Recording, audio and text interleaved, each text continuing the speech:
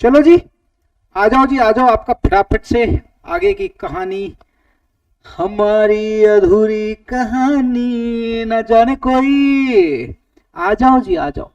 आज आपसे मिलेंगे, आज आपसे जस्ट इतने दिनों की बातें वापस रिफ्रेश करेंगे। गुड इवनिंग अमन, गुड इवनिंग जूही, गुड इवनिंग, गुड आफ्टरनून। कैसे हो सभी? कैसे हो भाई? आदित्य किधर है भाई? आदित्य किधर है? भरत किधर है? किधर गए सब? चलो जी, मिल स्टार्ट करते हैं। अच्छा, कल तुमने वो इवेंट देखा नहीं देखा, ज्वाइन किया नहीं किया? कल क्या परसों? हाँ परसों। कुछ समझ आया या बाउंसर गया है भाई? बताओ भाई, कैसा रहा कल का? सर आप दीपावली पे कितने दिन की छुट्टी नहीं देंगे? काई को छुट्टी लेने का? नहीं लेने का रे, नहीं लेने का। बाकी सब कब से दे रहे हैं मुझे बताओ, है ना? कब से ले रहे हैं? बाकी सब कब दे रहे हैं आपको? क्या प्लान है सभी का वो मुझे बताओ, तो अकॉर्डिंगली मैं आपके लिए अच्छा प्लान बनाता हूँ। आओ कुछ तूफानी करते हैं। हाँ जी बताइए, बाकी का क्या शेड्यूल है? बाकी का क्या शेड्यूल है?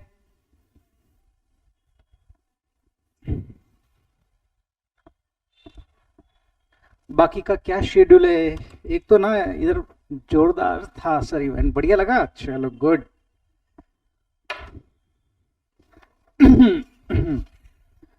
तो तैयारी करो, तुम सबको अपन लेके आएंगे एक सीएमए यूएसए की दुनिया में, जहां पर तुम क्वालिफाइड हो जाओगे अर्ली एज में। सर आपने आग लगा दी थी, अच्छा। थैंक यू भाई, थैंक यू। ठीक था? पसंद आया? चलो, आपको सभी ने क्या शेड्यूल बताया दीपावली का? मुझे एक बार थोड़ा सा अपडेट करो ना प्लीज।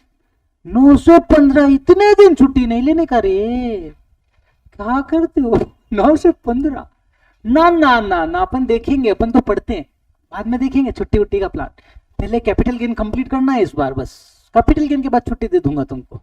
अब मैं ना कैपिटल गेन कल सुबह 7 बजे, 7:30 बजे, 8 बजे सेशन लूंगा मैं, 7:30 से 8 इसके बीच में सेशन लेने वाला हूँ। मान के चलो 8 बजे मैं स्टार्ट कर दूंगा, ठीक है? 8 बजे स्टार्ट कर दूंगा, कंटिन्यू 11:30 बजे तक मैं आपका सेशन लेने वाला हूँ। कल आज सारी चीजें समाप्त कराऊंगा, क्योंकि कल आपका मेजर पोर्शन अपन, मतलब कल आपके स्टेज में एंटर होने के बाद तो माहौल अलग ही गर्म हो गया था। अरे भाई, माहौल अलग ही गर्म हो गया, क्या बात कर रहे हो यार? कोई उला लाला गाना थोड़ी चल रहा था तो माहौल गर्म हुई कमा। अनिला जी, यस आ जाओ, चलो शुरू करते हैं। Very good.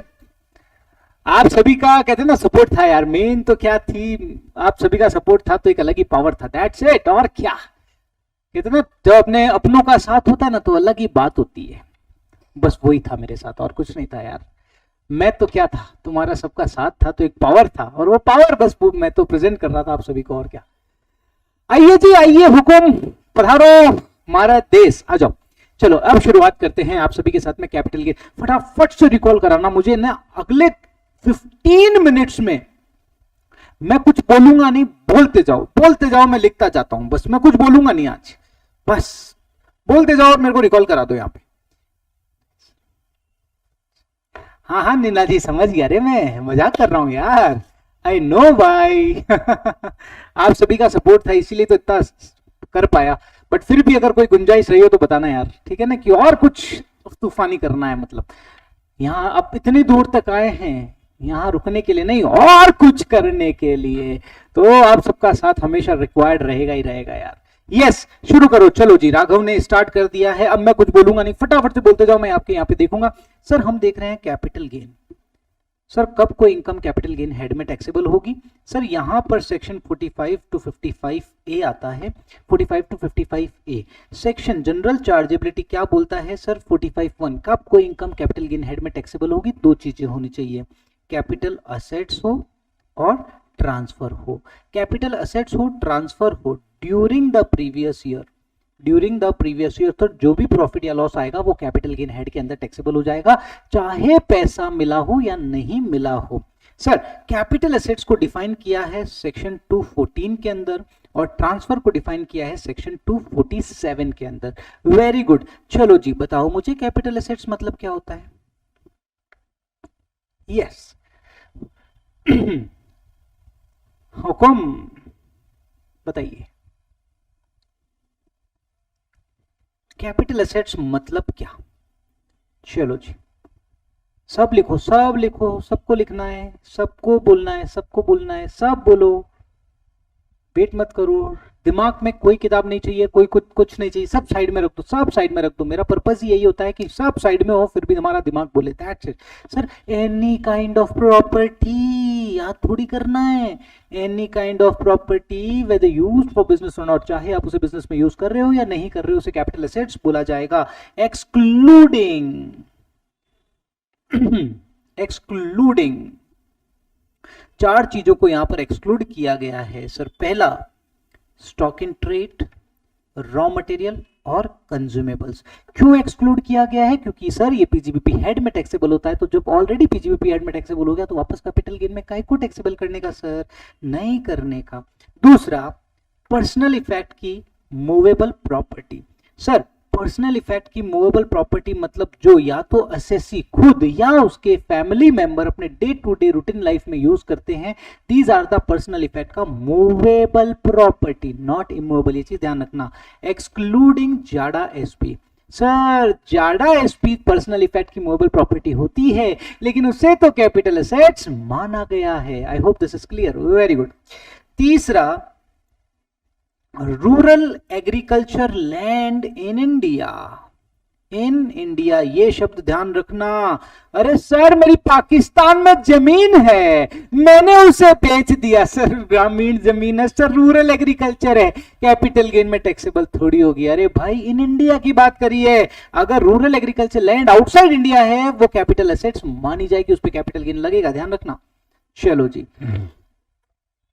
Gold deposit bonds.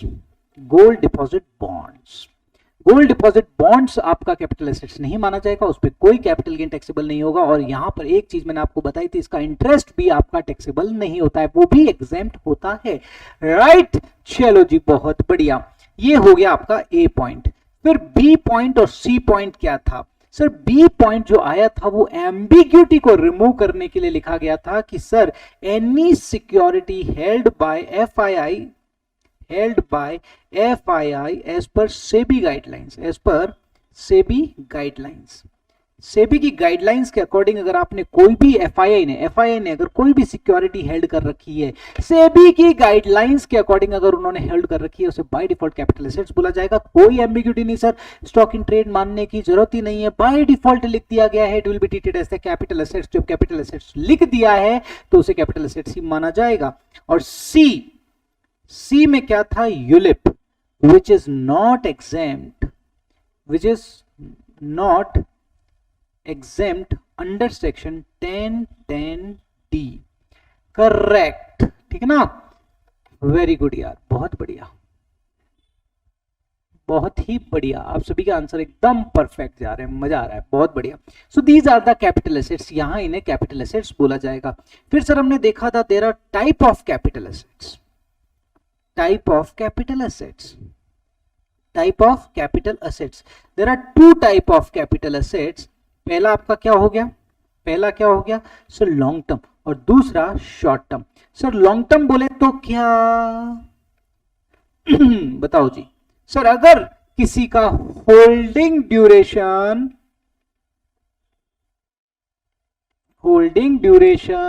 बताओ भाई सॉरी, हाँ जी, हमने क्या देख लिया? Capital assets. कैपिटल एसेट्स मतलब तीन चीजें, any kind of property, any security held by FII और ULIP which is not exempt. तो these are the capital assets. But type of capital assets क्या होंगे? There are two type of capital assets, long term, short term. Sir अगर holding duration 36 महीने से ज्यादा है तो लॉन्ग टर्म हो जाएगा, अदरवाइज शॉर्ट टर्म हो जाएगा। मुझे बताओ अगर 36 मंथ है तो क्या होगा? सर आपने बोला है 36 महीने से ज्यादा हो तो लॉन्ग टर्म, सर 36 महीने से कम और 36 महीने है तो क्या हो जाएगा, शॉर्ट टर्म। ध्यान रखना, यहाँ कंफ्यूज मत होना, ये एग्जामिनर कंफ्यूज करता है, तुम्हें डॉट 36 महीने दे देगा, कंफ्यूज कराएगा, बोले भाई क्या करें अब। चलो जी, तो यहां पर हमने देखा है कि अगर आपका होल्डिंग ड्यूरेशन 36 महीने से ज्यादा है तो लॉन्ग टर्म हो जाएगा, अदरवाइज शॉर्ट टर्म। क्या ये सब केस में होगा, नहीं सर, दो केसेस ऐसे हैं जहां पर होल्डिंग ड्यूरेशन में 12 मंथ और 24 मंथ देखा जाएगा। सर कौन से ऐसे केसेस हैं जहां पर 12 महीने से ज्यादा होते ही लॉन्ग टर्म हो जाएगा, और कौन से ऐसे केसेस हैं जहां पर 24 महीने से ज्यादा होते ही लॉन्ग टर्म हो जाएगा, बताइए जी, हुक्म फटाफट। पहला, दीज आर द फंडामेंटल्स, बस ये फंडामेंटल मजबूत हो गया, बाकी तो कैपिटल गेन में कुछ है ही नहीं जाता, टेंशन ही नहीं है। सर बताइए फटाफट,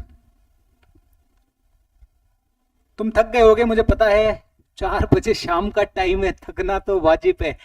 any security, very good, any security, any security, any security, लेकिन यूनिट्स को हटा दिया गया है sir, other than units, other than units listed in recognised stock exchange in India, in India, ये चीज ध्यान रखना, listed in recognised stock exchange in India. Sir unit को हटा दिया गया, लेकिन कुछ यूनिट को यहां कवर किया गया है, यूनिट्स ऑफ यूटीआई और units of equity oriented mutual fund, इनकी यूनिट्स को इन्होंने यहां पे कवर किया है, और zero coupon bonds, zero coupon bonds, ठीक है। तो देखो याद कुछ करना ही नहीं है, एनी सिक्योरिटी यूनिट्स को हटा दिया, अदर देन यूनिट्स, लेकिन 2 यूनिट्स को कवर किया है, यूटीआई और इक्विटी ओरिएंटेड म्यूचुअल फंड की यूनिट्स को कवर किया है, यहां पर ये चीज ध्यान रखना। और जीरो कूपन बॉन्ड्स, इन केसेस में होल्डिंग ड्यूरेशन अगर आपका 12 महीने से ज्यादा है तो लॉन्ग टर्म हो जाएगा, अदरवाइज शॉर्ट टर्म। फिर आता है 24 मंथ। सर इमूवेबल प्रॉपर्टी, इसमें आपका मकान आ जाता है, जमीन आ जाती है, these are the immovable property, यहां पर होल्डिंग ड्यूरेशन 24 मंथ्स देखा जाएगा।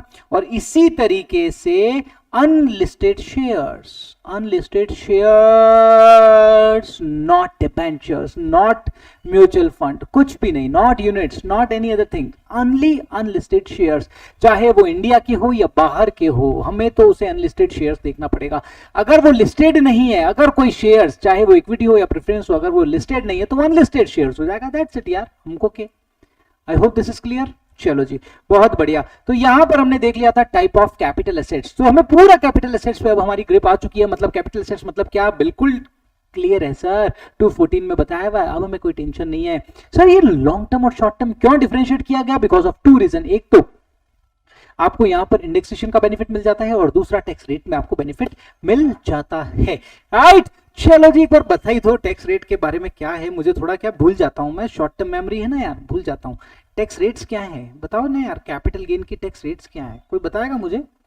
मुझे क्या ज्यादा याद रहता नहीं है यार, प्रॉब्लम यही है मेरे साथ। हाँ जी, हुक्म, खम्मा घड़ी हुक्म भैया, खम्मा घड़ी हुक्म। मत पूछ क्या हाल है मेरा तेरे आगे, मत पूछ क्या हाल है मेरा तेरे आगे, तू देख क्या रंग है तेरा मेरे आगे। चलो जी बताओ, बोलो जी। तो मैं थोड़ी सी प्रैक्टिस करवा रहा हूं।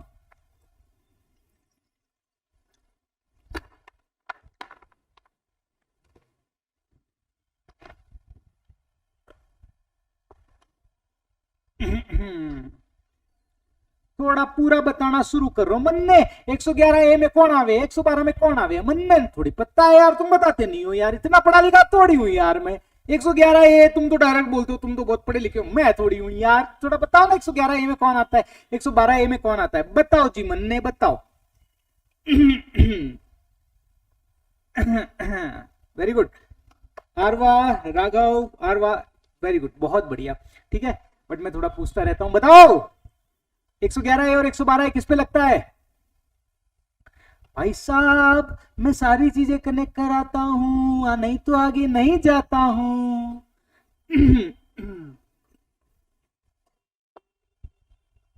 Yes sir, equity shares, equity oriented mutual funds और units of business trust. Sir अगर इस पे एसटीडी पे किया है, तो अगर सर इस पे शॉर्ट टर्म कैपिटल गेन होता है या long term capital gain, it includes loss also.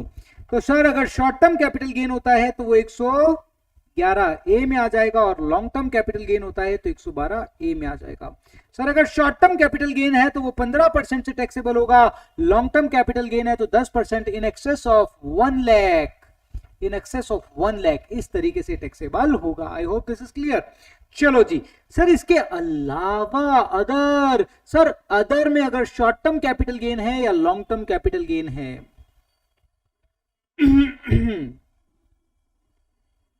Long term capital gain और ये short term capital gain. Sir long term capital gain है तो वो 112 में आ जाएगा, और ये कोई सेक्शन में नहीं आता है, ये 112 में आ जाएगा और यहां पर 20% रेट से टैक्सेबल हो जाएगा। और other short term capital gain है तो वो नॉर्मल इनकम का पार्ट होगा और स्लैब रेट से टैक्सेबल हो जाएगा।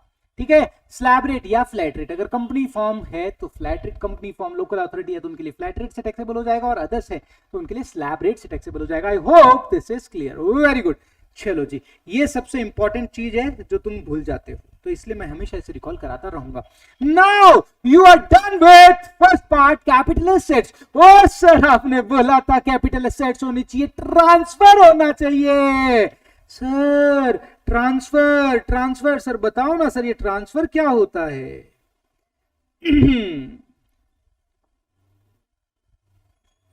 हाँ जी सर, हाँ मैं इधर ले रहा हूं, हाँ आप ले लो फिर, है ना।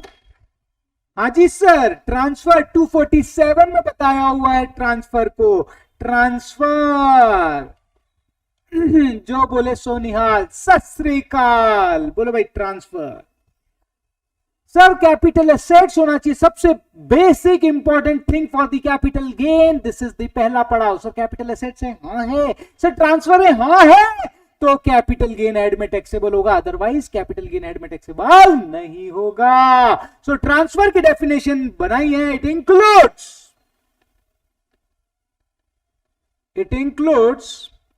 सेल, एक्सचेंज और रेलिंक्विशमेंट।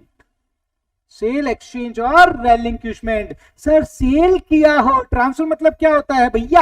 आपने एसेट्स का अधिकार किसी और को दे दिया हो, मतलब आपने बेच दी हो एसेट्स को, ट्रांसफर कर दिया हो, मतलब आपको कुछ पैसा मिला होगा। चलो जी, इन्होंने बोला है सेल, आपने एसेट्स को अगर सेल कर दिया है, it will treated as transfer. Sale मतलब क्या sir? As per sale of goods act. Exchange, sir अगर आपने अपना कोई एसेट्स दे दिया और उसका दूसरा कंसिडरेशन में एसेट्स ले लिया, मतलब barter agreement, exchange, so it will be treated as transfer. Relinquishment, sir आपने अपनी इच्छा से अपना अधिकार छोड़ दिया हो, आपने अपनी इच्छा से किसी एसेट्स पर अपना अधिकार, अपना राइट छोड़ दिया हो, राइट, दैट इज रेलिंग्विशमेंट। जैसे मान लो मेरा एक लंबे समय से मकान पे रहते रहते टेनेंसी राइट क्रिएट हो गया। इवन मुंबई के अंदर मान लो वो होती है ना चाल, क्या बोलते हैं, चाल बोलते हैं ना, शायद क्या होती है वो, चाल बोलते हैं ना मूवीज में, कई सारे मूवीज में अपन ने देखा कि चाल है, चाल में रहता हूं भाई। मान लो एक लंबे टाइम से चाल के अंदर एक पर्सन रह रहा है और लंबे टाइम से रहते रहते उस चाल पे उसका टेंडेंसी राइट क्रिएट हो गया। उसका मालिक आता है, रे खाली करना रे, मेरे को इधर रहने का है या किसी और को देने का है, मैं बेच रहा हूं ये मेरी चाल। बोले नहीं करता, क्या कर लेगा? अरे बोले मालिक हूं रे मैं। अरे ओ, लंबे समय से रहते रहते मेरा टेनेंसी राइट क्रिएट हो चुका है, मैं नहीं करूंगा खाली क्योंकि मेरे को राइट है। ले यार ऐसा कर, 50 लाख में सेटलमेंट कर ले। तो मैंने कहा ले भैया 50 लाख रुपए में मैं अपना राइट छोड़ता हूं, टेनेंसी राइट छोड़ता हूं, राइट। मेरी इच्छा से अगर मैंने अधिकार छोड़ा है और उसके बदले अगर कोई भी चीज मुझे पैसा मिलता है तो वो भी मेरा कैपिटल गेन एडमिट टैक्सेबल हो जाएगा। सो रेलिंग्विशमेंट। अगली जो टर्मिनोलॉजी है that is very important, extinguishment. ये क्या है? Extinguishment of any right therein. ये कौन बताएगा? Extinguishment of any right therein. Very good Malajit, बढ़िया, बहुत बढ़िया, पूरी डेफिनेशन छाप दी, बहुत बढ़िया। तो ये दो टर्मिनोलॉजी हुआ करती थी जब 1961 जब एक्ट बना था, राइट। सिर्फ और सिर्फ ये दो टर्मिनोलॉजी हुआ करती थी, बाकी तो इंट्रोड्यूस की गई कि हमारी जनता ना 100 में से 99 बेईमान, फिर भी मेरा देश महान। तो भैया हमारी जनता ने बेईमानी करना शुरू कर दिया तो इनकम टैक्स ने प्रोविजन बनाना शुरू कर दिया, right. Extinguishment of any right therein, बताओ भैया क्या है ये?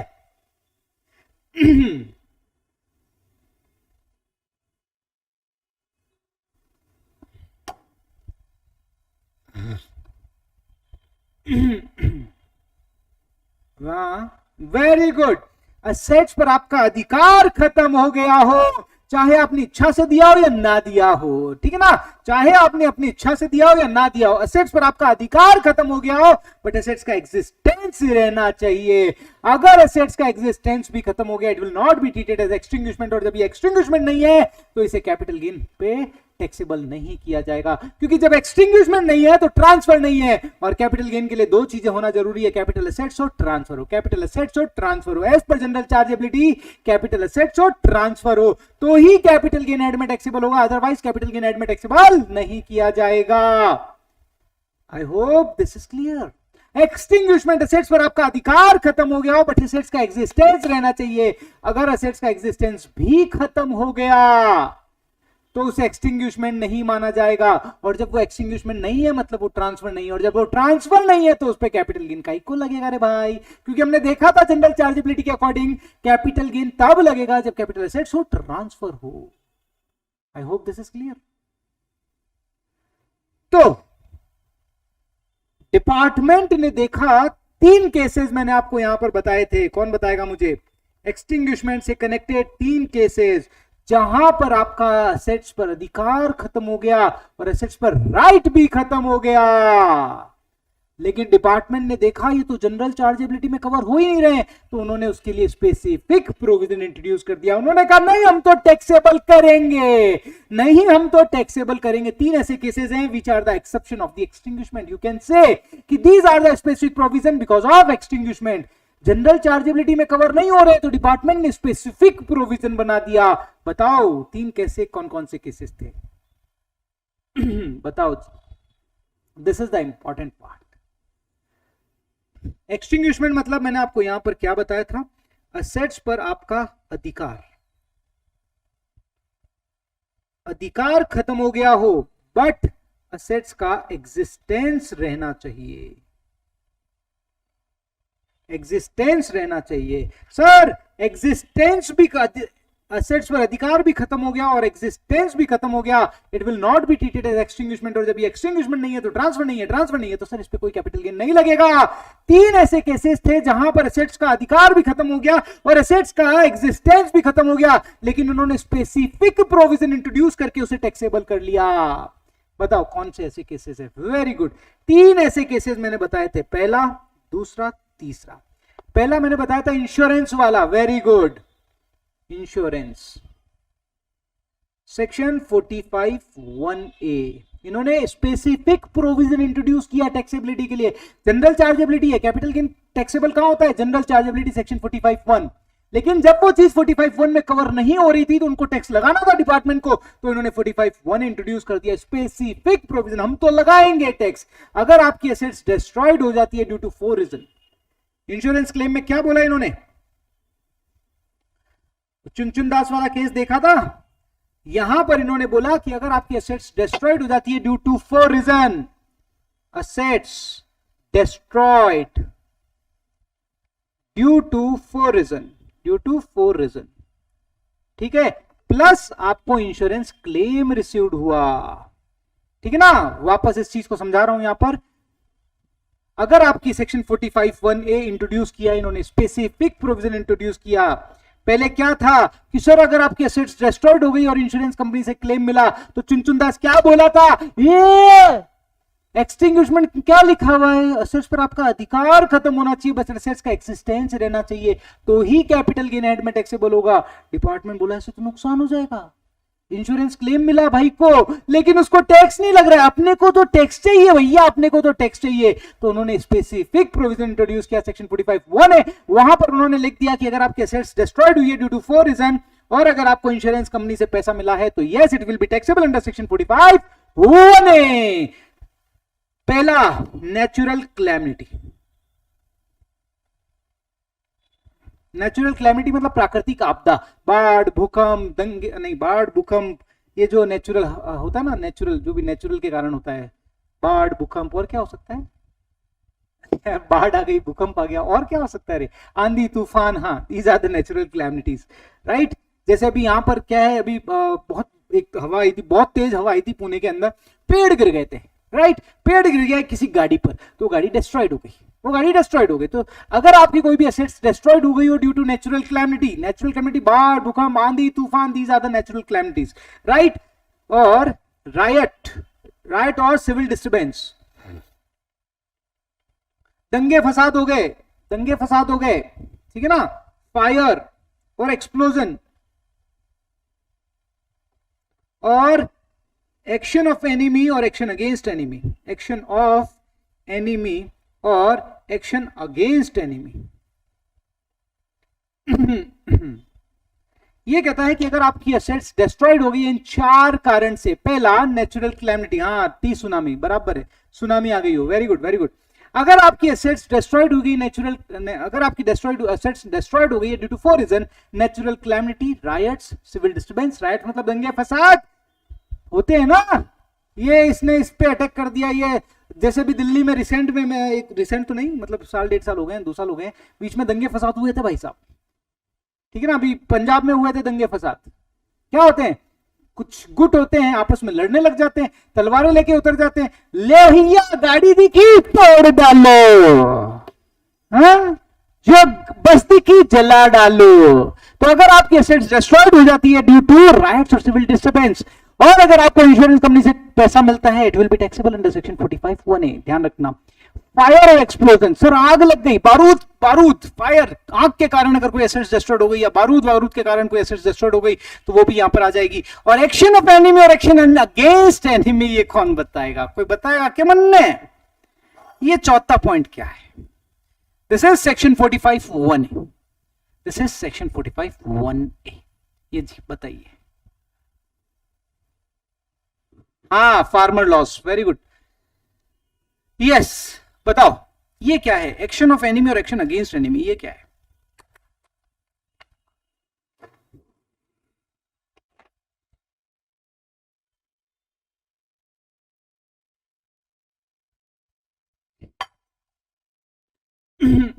बताओ जी, एक्शन ऑफ एनिमी और एक्शन अगेंस्ट एनिमी, बताओ जी बताओ क्या होगा ये? लॉ लिखना क्या चाहता है यहां पर, बोलो जी, कुछ तो बता, अरे कुछ तो बता ना ना ना ना ना ना ना। हाँ वेरी गुड, जैसे हामस ने इजराइल पे अटैक कर दिया, वो इजराइल के अंदर किसी का एसेट्स था, मकान था या कोई भी एसेट्स थी, डिस्ट्रॉयड हो गई। जैसे हिंदुस्तान पाकिस्तान का युद्ध चल रहा है, हिंदुस्तान वाले ने बम फोड़ा, पाकिस्तान वाले ने बम फोड़ा, राइट। एक्शन ऑफ एनिमी और एक्शन अगेंस्ट एनिमी, उसके कारण अगर कोई एसेट्स डिस्ट्रॉयड हो जाती है, उसके कारण अगर कोई एसेट्स डिस्ट्रॉयड हो जाती है, राइट, और अगर आपको इंश्योरेंस कंपनी से क्लेम मिलता है तो yes it will be taxable under section 45(1)(a).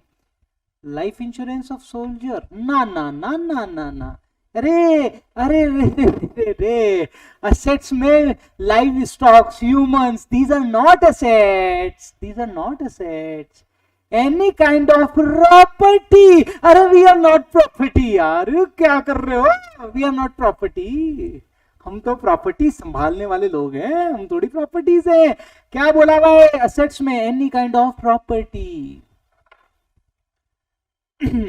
Yes, Ukraine और रशिया में जो चल रहा है, सो अगर आपका जो वॉर चल रहा होता है ना, उसके अगर मान लो बम फेंकते हैं, मान लो जम्मू कश्मीर में किसी का मकान है, ओ भाई साहब बम में खत्म हो गया, तो assets destroyed because of action of enemy, right.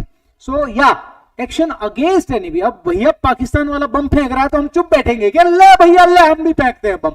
So because of that अगर कोई भी एसेट डिस्ट्रॉयड हो जाती है, राइट, सो यहां पर सेक्शन 45(1)(a) इंट्रोड्यूस किया गया एज ए स्पेसिफिक प्रोविजन, क्योंकि ये जनरल चार्जेबिलिटी में टैक्सेबल नहीं हो रहा था, तो इन्होंने स्पेसिफिक प्रोविजन इंट्रोड्यूस किया कि अगर कोई भी एसेट्स डिस्ट्रॉयड हो जाती है due to 4 reason plus insurance company से क्लेम मिलता है, तो वो सेक्शन 45(1)(a) में टैक्सेबल हो जाएगा, वो सेक्शन 45(1)(a) में टैक्सेबल हो जाएगा। स्पेसिफिक प्रोविजन बनाया गया। अगर मैं स्पेसिफिक प्रोविजन नहीं बनाता तो ये कभी भी टैक्सेबल नहीं होता, ये कैपिटल गेन हेड में कभी भी टैक्सेबल नहीं होता। क्यों? क्योंकि कैपिटल गेन हेड में लिखा हुआ है एक्सटिंग्विशमेंट। एक्सटिंग्विशमेंट क्या बोलता है? एसेट्स पर आपका अधिकार खत्म हुआ बट एसेट्स का एग्जिस्टेंस रहना चाहिए, और इन चारों केसेस में एसेट्स का एग्जिस्टेंस खत्म हो जाता है। तो जब वो एक्सटिंग्विशमेंट नहीं है तो ट्रांसफर नहीं माना जाएगा, और जब ट्रांसफर नहीं माना जाएगा तो एज पर जनरल चार्जेबिलिटी वो कैपिटल गेन हेड में टैक्सेबल नहीं होगा। लेकिन डिपार्टमेंट को चाहिए पैसा, टैक्स चाहिए, तो उन्होंने स्पेसिफिक प्रोविजन बना दिया। ठीक है ना? चुनचुन दास वाला केस हुआ था, एक्चुअली ऐसा कोई केस हुआ था, तो इसी कारण उन्होंने एक नया स्पेसिफिक प्रोविजन बनाया। बोले ऐसे तो नुकसान हो जाएगा, तो उन्होंने क्या करा? उन्होंने एक प्रोविजन बना दिया कि भैया अगर आपकी एसेट्स डिस्ट्रॉयड होती है due to 4 reason, natural calamity, riots, civil disturbance, fire, explosion, action of enemy और एक्शन अगेंस्ट एनिमी, और अगर आपको इंश्योरेंस कंपनी से पैसा मिला है तो it will be taxable under the head capital gain. I hope this is clear, yes और नो? चलो जी, थोड़ा सा तुम्हें कैलकुलेशन करवा ही देता हूं, ज्यादा कैलकुलेशन करवाऊंगा नहीं मैं। इंडेक्सेशन वगैरह अभी इग्नोर करना, ठीक है? अभी इंडेक्सेशन इग्नोर करना, इंडेक्सेशन को बाद में समझाऊंगा, बट फंडामेंटल जरूर समझने की कोशिश करना। मैं हर जगह फंडामेंटल पे फोकस करता हूं। इवन कल वाले सेशन में भी, परसों वाले सेशन में भी मैंने एक ही बात करी थी, fundamental should be strong, that's it, बाकी सब फर्जीवाड़ा है। चलो अब आपको एक क्वेश्चन देता हूं। हाँ जी, चुनचुन दास वाला एग्जांपल लो। चलो, चुनचुन दास,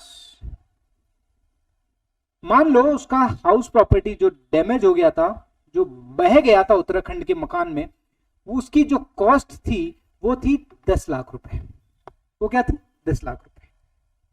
ठीक है, इसने इस पे इंप्रूवमेंट किया था थोड़ा, कोई 20-25 लाख का इंप्रूवमेंट किया था, 20 लाख रुपए का इंप्रूवमेंट किया था। भाई थोड़ा समझदार आदमी था, पढ़ा लिखा आदमी था, तो इसने क्या कर रखा था? इसका इंश्योरेंस करा रखा था, 1 CR का इंश्योरेंस करा रखा था। अब जब ये खरीदा कब था? लेट्स अज्यूम 2001 के अंदर, 1/4/2001 के अंदर खरीदा। और चलो अभी इंप्रूवमेंट नहीं लाते हैं, अभी इंप्रूवमेंट से तुम्हें कंफ्यूज हो जाओगे, इंडेक्सेशन जब आएगा तब तुम्हें इंप्रूवमेंट सिखाएंगे। ठीक है, अभी तो कॉस्ट पे आ जाओ बस। इंडेक्सेशन के लिए तो मैंने तुम्हें वो फिगर बताया हुआ है, वो कभी कंसिडर करेंगे अपन।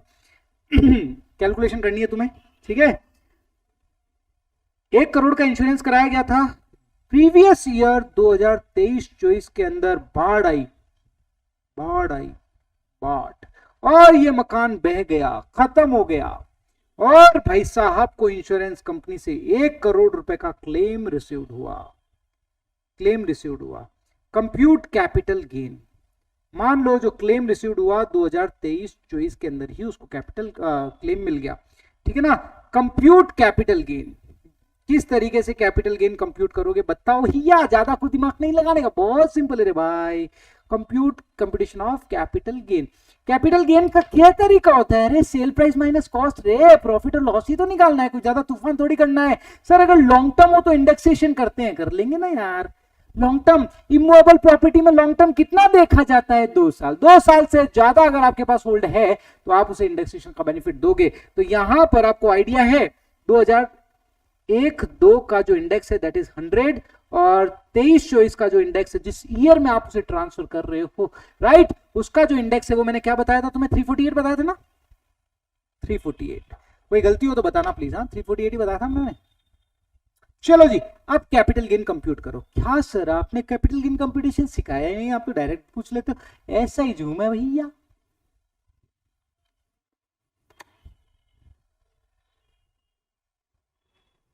कब से आए तेरे दुल्हे राजा। हाँ जी भाई, कैपिटल गेन निकालो तो सही, कैसे करोगे? हाँ, सबसे पहले बताओ क्या कैपिटल गेन हेड में टैक्सेबल होगा या नहीं होगा? क्यों नहीं होगा सर? अभी आपने लिखाया है जनरल चार्जेबिलिटी में अगर होता तो टैक्सेबल नहीं होगा, लेकिन सर इसके लिए स्पेसिफिक प्रोविजन बना हुआ है सेक्शन 45(1)(a). सेक्शन 45(1)(a) क्या बोलता है कि अगर आपकी कोई भी एसेट्स डिस्ट्रॉयड हो गई हो ड्यू टू 4 रीजन और आपको इंश्योरेंस कंपनी से पैसा मिला हो, it will be taxable under the head section 45(1)(a). और कंप्यूटेशन का तरीका जनरल है, लो करो ना यार, मैंने बताया तो था। इंडेक्स क्या? ओ शिवानी, इंडेक्सेशन बताया तो था। चलो वापस बता देते हैं, काहे परेशान होते हो? चलो यहां पर आ जाओ, जिसको इंडेक्सेशन पता है वो तो करो, जिसको नहीं पता है हम बताएंगा ना। हम हो ना यहाँ पर, काहे परेशान होते हो? देखो जूही ने तो निकाल लिया है कैपिटल गेन। अब हमारे पास प्रॉब्लम आई गवा कि हमारे पास आज कैल्सी ना ही है। हम देखता हूं कैल्सी मिलता है तो, जब तक आंसर निकालो आप सभी।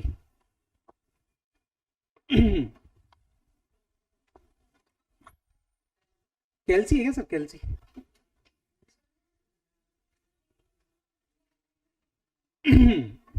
Thank you.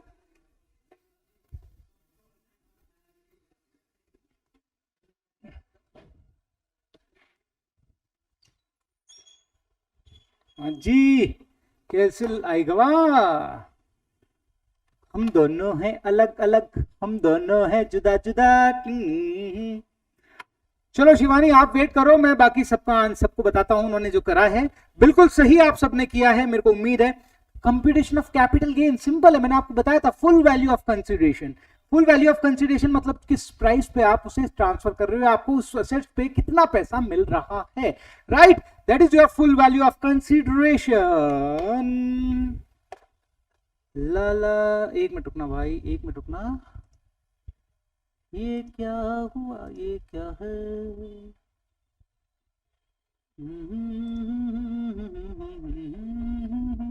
आज बैकग्राउंड नहीं है इसमें कुछ भी। ठीक है, नहीं है तो नहीं सही, और क्या करें? नहीं है तो ना ही है, और क्या करें हम?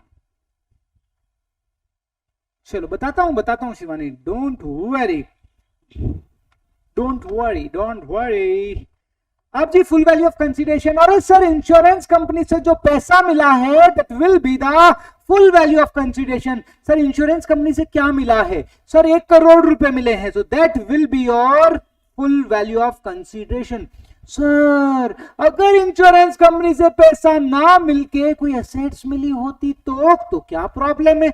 FMV of that assets, FMV of that assets.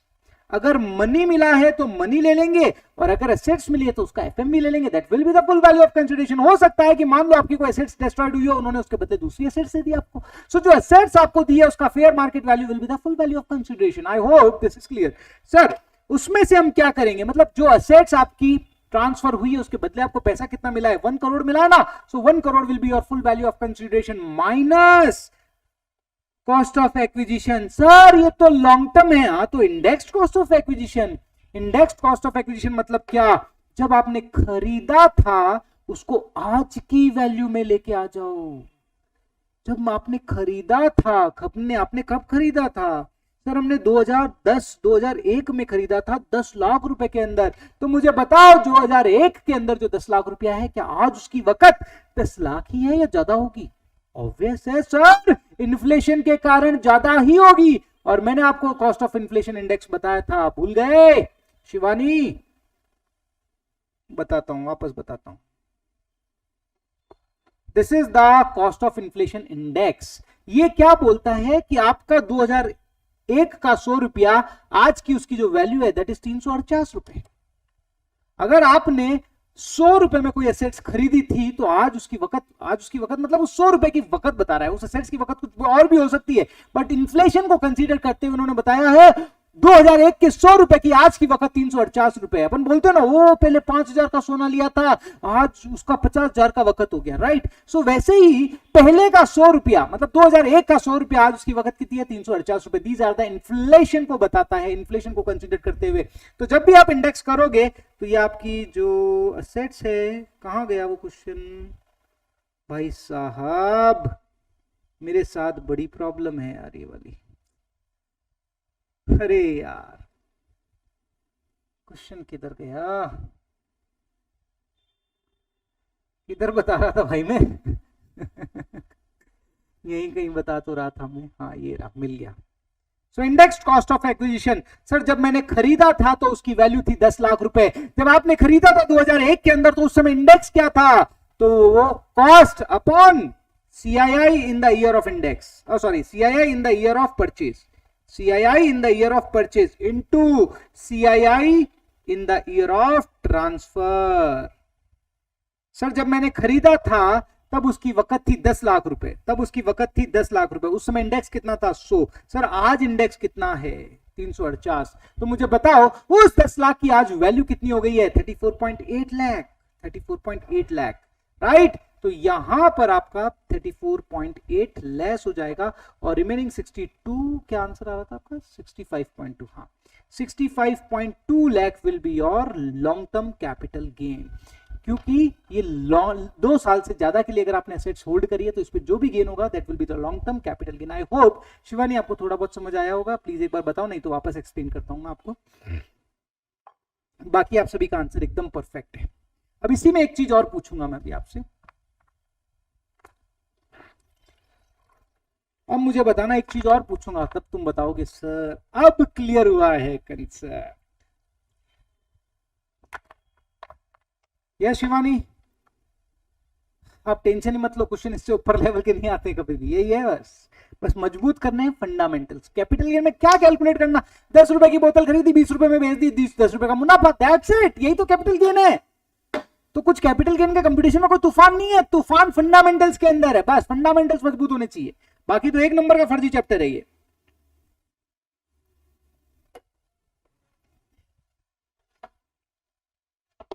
हाँ जी आ गया ना, चलो अब एक क्वेश्चन पूछता हूं आपसे।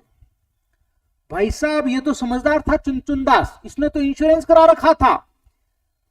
वो एक था मुनमुन दास, मुनमुन दास का भी मकान था वहां पर, सेम मकान मुनमुन दास, लेकिन मुनमुन दास थोड़ा डेढ़ होशियार था, बोले ए इंश्योरेंस क्या कराने करे, मकान का क्या बिगड़ता है, ले आजा। अब तेरा इंश्योरेंस नहीं था ना, मकान खत्म, इंश्योरेंस कुछ था जीरो, अब बताओ क्या, व्हाट विल बी ट्रीटमेंट। उसने भी सेम मकान खरीदा था, 10 लाख रुपए का मकान खरीदा था, उसने भी 10 लाख का सेम मकान खरीदा था, कंसीडरेशन क्या मिला, जीरो। बताओ इस केस में क्या होगा, समझे मेरे क्वेश्चन को। चुनचुन दास ने इंश्योरेंस करा रखा था, मकान बह गया, 45(1) में उसे टैक्सेबल कर दिया गया और हमने टैक्स देखा कितना, इतना कैपिटल गेन निकाला, उस पर जो टैक्स लगना है वो लग जाएगा। सर मुनमुन दास ने इंश्योरेंस नहीं करा रखा था, आप बताओ क्या होगा, आप बताओ क्या होगा। वापस सिनेरियो बता रहा हूं, मुनमुन दास का मकान था, 10 लाख रुपए में खरीदा था 1/4/2001 में, उसने कोई इंश्योरेंस नहीं करा रखा था, मकान बह गया, इंश्योरेंस कंपनी से क्या मिला, जीरो, बाबा जी का ठुल्लू, कुछ भी नहीं मिला साहब। अब बताओ क्या, राहुल बोल रहे हैं सर लॉस हो गया। ओके और कोई, अच्छा लॉस भी हुआ तो कितनी अमाउंट का होगा, कोई बताएगा मुझे। सेल कंसिडरेशन कितना है यहां पर, जीरो, कॉस्ट कितनी है, इंडेक्स कॉस्ट लेस होगी। नीलाजीत बोल रहे हैं very good, index cost less करेंगे सर।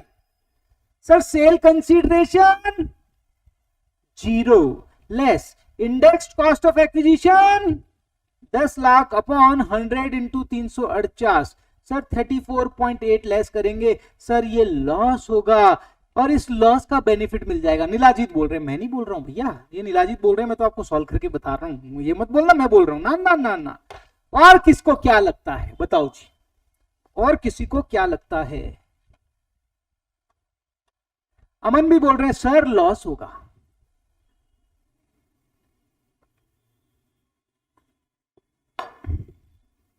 और बताओ, और कोई को क्या लगता है।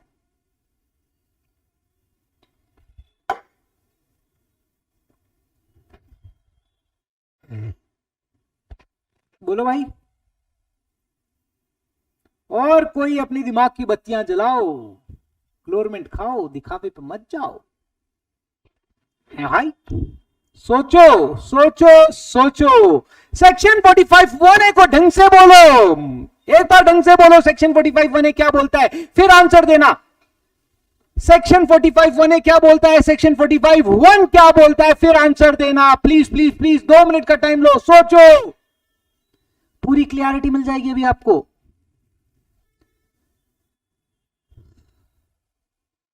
कब से आए हैं तेरे दुल्हे राजा, अब देर ना कर जल्दी आ जाओ, ओ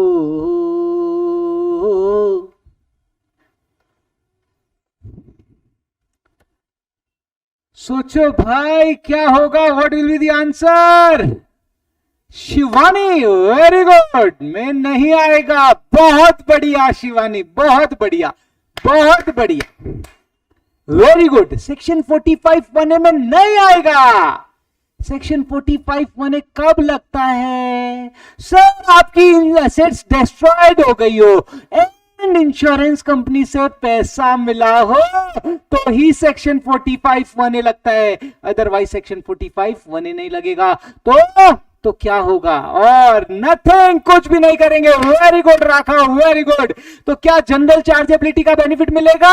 नहीं सर, जनरल चार्जेबिलिटी में तो मना कर दिया है, इस पे कोई कैपिटल गेन हेड में ट्रीटमेंट होगा ही नहीं, क्योंकि एक्सटिंग्विशमेंट, असेट्स पर आपका अधिकार खत्म हुआ बट असेट्स एग्जिस्टेंस रहना चाहिए, यहां तो असेट्स का एग्जिस्टेंस ही खत्म हो गया। सर तो ये तो ट्रांसफर है ही नहीं, तो जनरल चार्जेबिलिटी में कोई ट्रीटमेंट नहीं होगा। कोई ट्रीटमेंट नहीं होगा तो क्या होगा? कुछ नहीं होगा, कुछ नहीं होगा। इस लॉस का आपको कोई बेनिफिट नहीं मिलेगा। आप सोच रहे होंगे इस लॉस को हम हमारे गेन से सेट ऑफ कर लेंगे, ना, ये लॉस हो गया, ये कुछ नहीं होना इस लॉस का, इस लॉस का कुछ नहीं होगा, ये चीज ध्यान रखना। 45(1) सिर्फ डिपार्टमेंट बड़ा दिमागदार है। सोचो भाई साहब, जब लॉस का नंबर आया तो अपने हाथ पीछे खरीद लिए। 45(1) में हमने तो बोला था इंश्योरेंस क्लेम रिसीव्ड होगा तो लगाएंगे, बाकी थोड़ी लगाएंगे हम। अब यहां एसएससी को 34 लाख का लॉस हुआ है, जिसे वो आगे अपने फ्यूचर में कभी प्रॉफिट है उसे सेट ऑफ कर सकता है, बट मना कर दिया डिपार्टमेंट ने, साहब इसका कोई ट्रीटमेंट नहीं होगा कैपिटल गेन हेड में, खत्म कहानी। समझ आया? यस और no? Okay Juhi, okay now समझ आया या नहीं आया बताओ जी।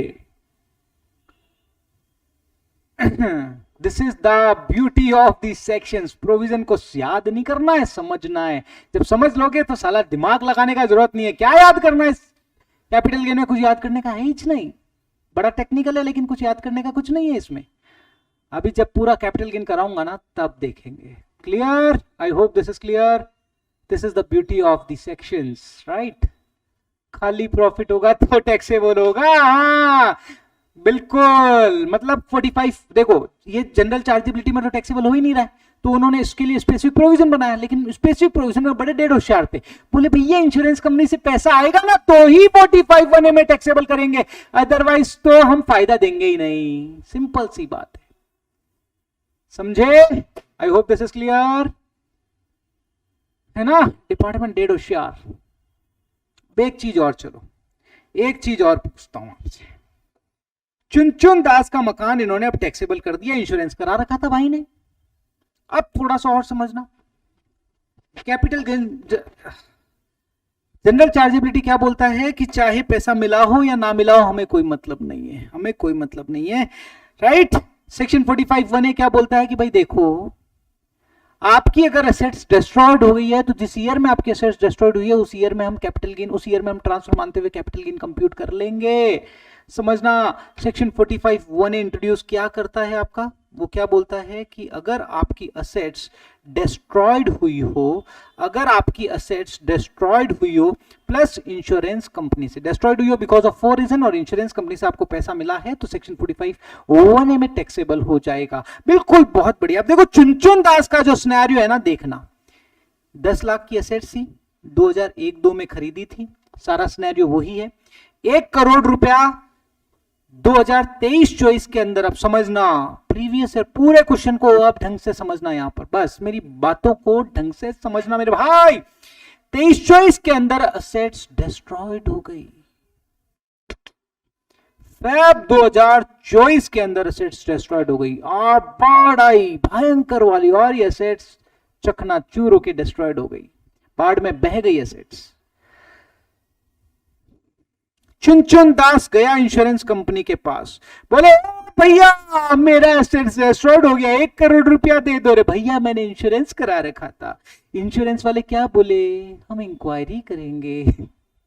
होता है ना, हम इंक्वायरी करेंगे कि वहां पर आपका मकान क्या क्या हालत में था, क्या हालत में था, क्या होगा, कुछ भी। हाँ, इंश्योरेंस कंपनी वाले हैं, हम इंक्वायरी करेंगे, देखेंगे कि क्या है क्या नहीं है, फिर क्लेम देंगे। ऐसे थोड़ी क्लेम दे देंगे। पर आपकी एसेट्स डिस्ट्रॉयड हो गई 23-24 के अंदर, 23-24 में आपकी एसेट्स डिस्ट्रॉयड, सॉरी 22-23 के अंदर आपकी एसेट्स डिस्ट्रॉयड हो गई, 22-23 में आपकी एसेट्स डिस्ट्रॉयड हो गई, फेब 2023 के अंदर आपकी एसेट्स डिस्ट्रॉयड हो गई। वापस थोड़ा रिवाइज किया मैंने फिगर में, फिगर मतलब मंथ के अंदर। 22-23 के अंदर आपकी एसेट्स डिस्ट्रॉयड हो गई और फेब 2023 के अंदर आपके एसेट्स डिस्ट्रॉयड हुई। अब आपको इंश्योरेंस कंपनी का जो पैसा है वो 22-23 में नहीं मिला, क्योंकि हम इंक्वायरी करेंगे, क्योंकि अब तो आपके दिमाग में एक ही आती होगी चीजें, क्योंकि मैं पहले गोल बनाता हूं फिर उसमें अपने आप को झोंक देता हूं, ऐसा तो नहीं है ना, है ना, क्योंकि शब्द सुनते वो चीजें आनी चाहिए दिमाग में। तो यहां पर इन्होंने क्या बोला कि अगर इंश्योरेंस क्लेम हम आपको तब देंगे जब हम सेटिस्फाइड हो जाएंगे हमारी इंक्वायरी करने के बाद, फिर हम आपको इंश्योरेंस क्लेम देंगे। और 1 करोड़ का जो आपको इंश्योरेंस क्लेम मिला वो मिला आपको प्रीवियस ईयर 23-24 के अंदर। बताओ जी कैपिटल गेन किस ईयर में कैलकुलेट किया जाएगा, बताओ कैपिटल गेन किस ईयर में टैक्सेबल होगा। सर एसेट्स रेस्टोर्ड हो गई 22-23 के अंदर, लेकिन इंश्योरेंस क्लेम रिसीव्ड हुआ 23-24 में। तो मुझे बताओ आपका कैपिटल गेन किस ईयर में टैक्सेबल होगा, मुझे बताओ किस ईयर में टैक्सेबल होगा, लॉजिकल बताओ। राघव का क्या क्वेश्चन है देखता हूं, if claim received is less than the loss then. Raghav एक बार आप क्वेश्चन को वापस बताओ, मुझे नहीं समझ आया। राघव बोल रहे हैं सर 24-25 में, अच्छा राघव बोल रहे 23-24 में, कंफ्यूज कर दिया यार राघव, तो एक आंसर बताओ। एक जगह बोले 23-24-25 में, एक जगह बोले 23-24 में, कौन से प्रीवियस ईयर में, अच्छा कौन से प्रीवियस ईयर, 23-24, ओके कौन से प्रीवियस ईयर में, राघव भी बोल रहे हैं 23-24 में, जूही भी बोल रही है 23-24 में।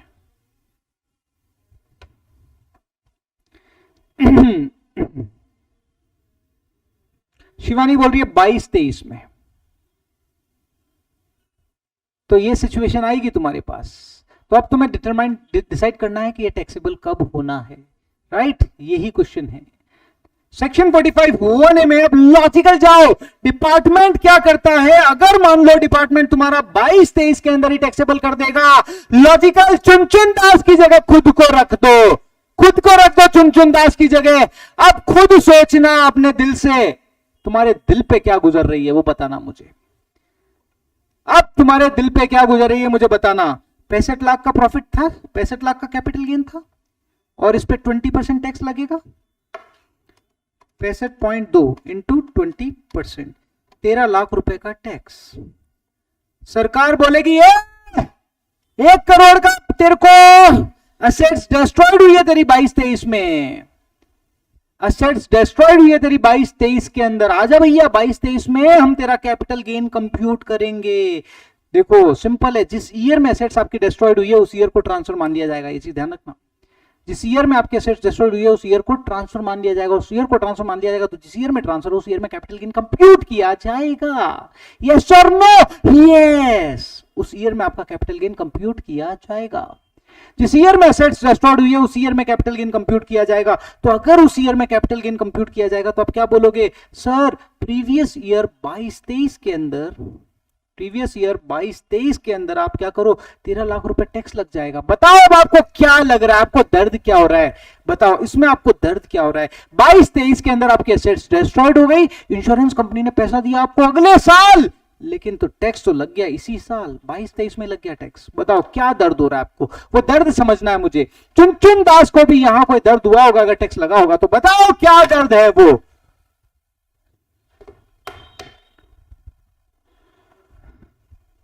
इन्होंने साफ बोला हुआ है, जब सेक्शन 45(1) आप देखते हो ना, तो इन्होंने बोला हुआ है कि जिस ईयर में आपके एसेट्स डिस्ट्रॉयड हुई है उस ईयर में उसे टैक्सेबल कर दिया जाएगा।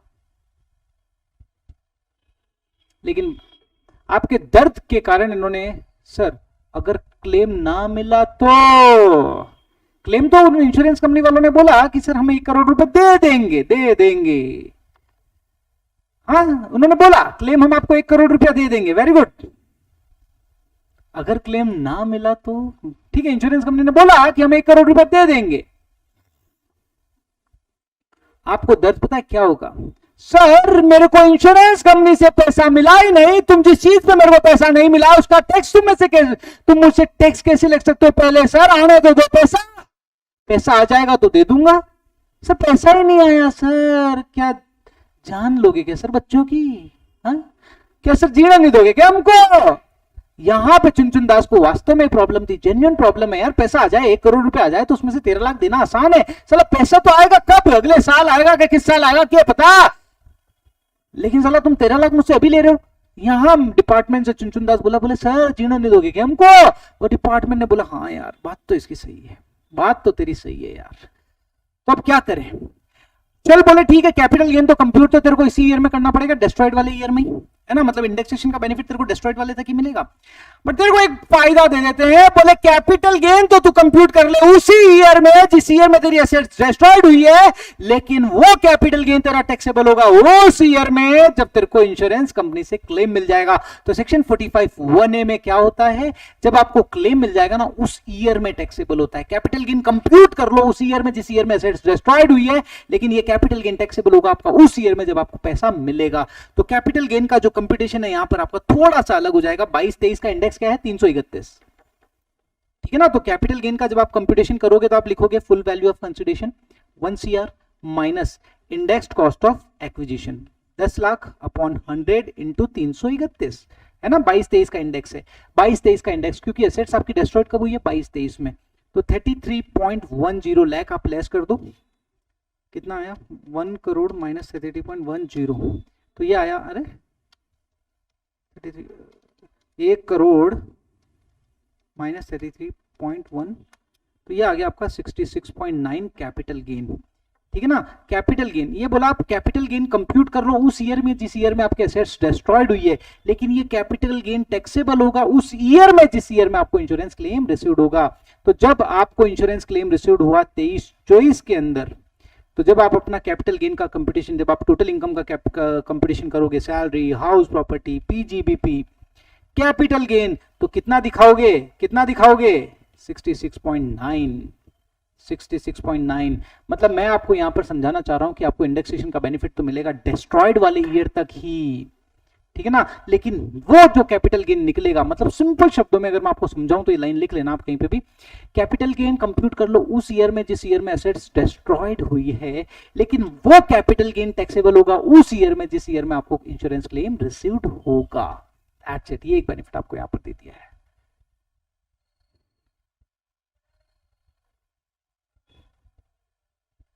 हाँ जो ही सही पकड़े आपने, डिपार्टमेंट को बेनिफिट देना पड़ जाएगा, इसलिए उन्होंने बोला कि कैपिटल गेन उसी ईयर में कैलकुलेट कर लो जिस ईयर में आपका डिस्ट्रॉयड हुई एसेट्स, लेकिन टैक्सेबल उस ईयर में करेंगे जिस ईयर में इंश्योरेंस क्लेम रिसीव्ड होगा। पानी खत्म हो गया यार, मेरा बेसिक चीज है पानी तो साला।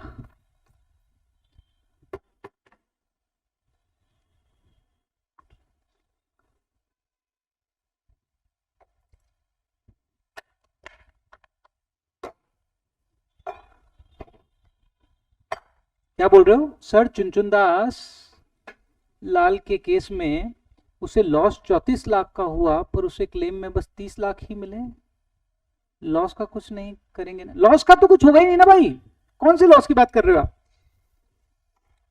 देखो सेक्शन 45(1)(a) क्या बोलता है कि अगर आपकी एसेट्स डिस्ट्रॉयड हुई हो प्लस इंश्योरेंस कंपनी से पैसा मिला हो तो ही सेक्शन 45(1)(a) में आएगा। अगर इंश्योरेंस कंपनी से पैसा नहीं मिला तो मजे करो, कुछ नहीं होगा, कुछ नहीं होगा भैया, कुछ नहीं होगा, कोई कैपिटल गेन में ट्रीटमेंट होगा ही नहीं, क्योंकि 45(1)(a) तो बोलता है इंश्योरेंस कंपनी से पैसा मिला तो ही लगेगा, और जनरल चार्जेबिलिटी में से टैक्सेबल करा ही नहीं गया है। सिंपल सी बात है, क्योंकि ये ट्रांसफर ही नहीं है, जब ट्रांसफर नहीं है तो कैपिटल गेन हेड में इसका कोई ट्रीटमेंट होगा ही नहीं, राइट। तो अगर मान लो आपको पैसा नहीं मिला है ना तो कोई ट्रीटमेंट होगा ही नहीं, कोई ट्रीटमेंट नहीं होगा। राघव फिर भी आपका क्वेश्चन प्लीज मुझे एक्सप्लेन करो, मुझे लग रहा है शायद थोड़ा आप कोई डाउट हो रहे हो किसी चीज में, प्लीज मुझे वापस बताओ। कोई डाउट नहीं होना चाहिए भाई साहब, कोई डाउट नहीं होना चाहिए, डाउट के साथ तो आगे बढ़ना ही नहीं है भाई, डाउट के साथ तो आगे बढ़ना ही नहीं है। बोलो बाकी सबको समझ आया क्या ये पॉइंट? एक क्वेश्चन और देता हूं आपको ताकि और मजा आएगा आपको। तो इंडेक्सेशन आपको कब तक करना है? जिस ईयर में एसेट्स डिस्ट्रॉयड हुई है तब तक इंडेक्सेशन करना है। मतलब सिंपल देशी शब्दों में अगर आपने मेरे वर्ड्स लिखे हैं ना कि सर कैपिटल गेन आप 45(1)(a) के अंदर कैपिटल गेन उस ईयर में, सर वही बोल रहा है अगर इंश्योरेंस से कम पैसा मिलता है। अच्छा वो कोई प्रॉब्लम नहीं है यार, वो क्या प्रॉब्लम है? मान लो 1 करोड़ की जगह भाई साहब को 20 लाख ही रुपए मिले, ठीक है ना, लॉस हो जाएगा, उसका बेनिफिट मिल जाएगा आपको, ठीक है, मतलब 45(1)(a) में कवर हो जाएगा। इंश्योरेंस कंपनी से 1 रुपया भी मिलेगा तो 45(1)(a) में कवर हो जाएगा। That's it, I hope, right Raghav? Thank you Juhi to give me clarity actually. I hope this is clear. This is the very good provision and now it's on your tips. I hope this is clear. हाँ ना भाई, हुक्म।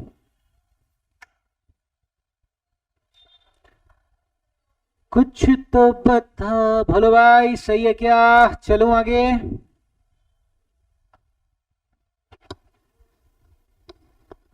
समझ में आ रहा है?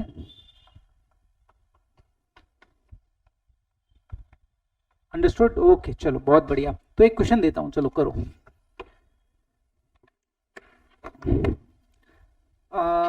Let's assume एक मकान इंडेक्सेशन, पहले तो इंडेक्सेशन टेबल से तुम्हें इंडेक्सेशन दे दूं ताकि क्या है कि तुम्हारे को कंफ्यूजन ना आए।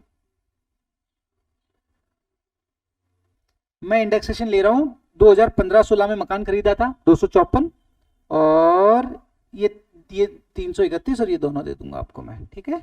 यही क्वेश्चन दे रहा हूं आपको। मकान खरीदा था 15-16 के अंदर, इंडेक्सेशन क्या है 254 CII, ये तो मैं लिख रहा हूं ताकि अपन भूले नहीं। परचेज कितने में किया था? हमने मकान परचेज किया था at the rate of 25 lakh रुपए के अंदर, ठीक है? हाउस प्रॉपर्टी अपन ने खरीदी थी 25 लाख रुपए के अंदर, ठीक है? ये हाउस प्रॉपर्टी डिस्ट्रॉयड हो गई, destroyed due to fire, fire या ड्यू टू, वही अपन नेचुरल क्लैमिटी ले लो, चलो due to natural calamity, fire कुछ भी ले लो, ठीक है? उसके कारण ये डिस्ट्रॉयड हो गई। इंश्योरेंस, और ये डिस्ट्रॉयड कब हुई? इन प्रीवियस ईयर 22-23, ठीक है? And insurance claim received in year previous year 23-24 of ₹70 lakhs। चलो जी, इंडेक्स बता देता हूं तुम्हें। CII 331, CII 348। CII ये तो है 22-23 का, और ये है 23-24 का। चलो जी बताओ, capital gain, compute the capital gain. बहुत सिंपल क्वेश्चन, आराम से कर लोगे तुम, डरने का ही नहीं है। चलो जी,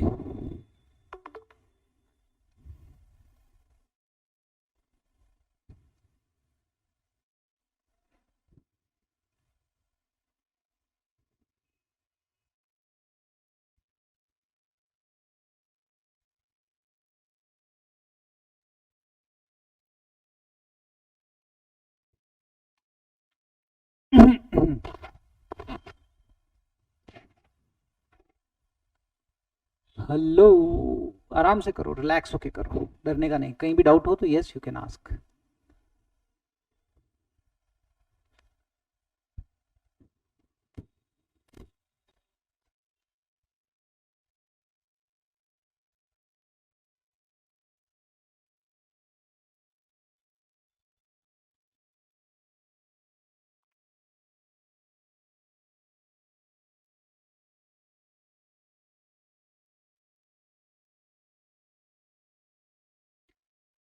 ओ मेरे दिल के चैन, चैन आए मेरे दिल को, दुआ कीजिए अपना ही राता देख। क्या है? 37.42, 1 lakhs। Okay, will calculate now.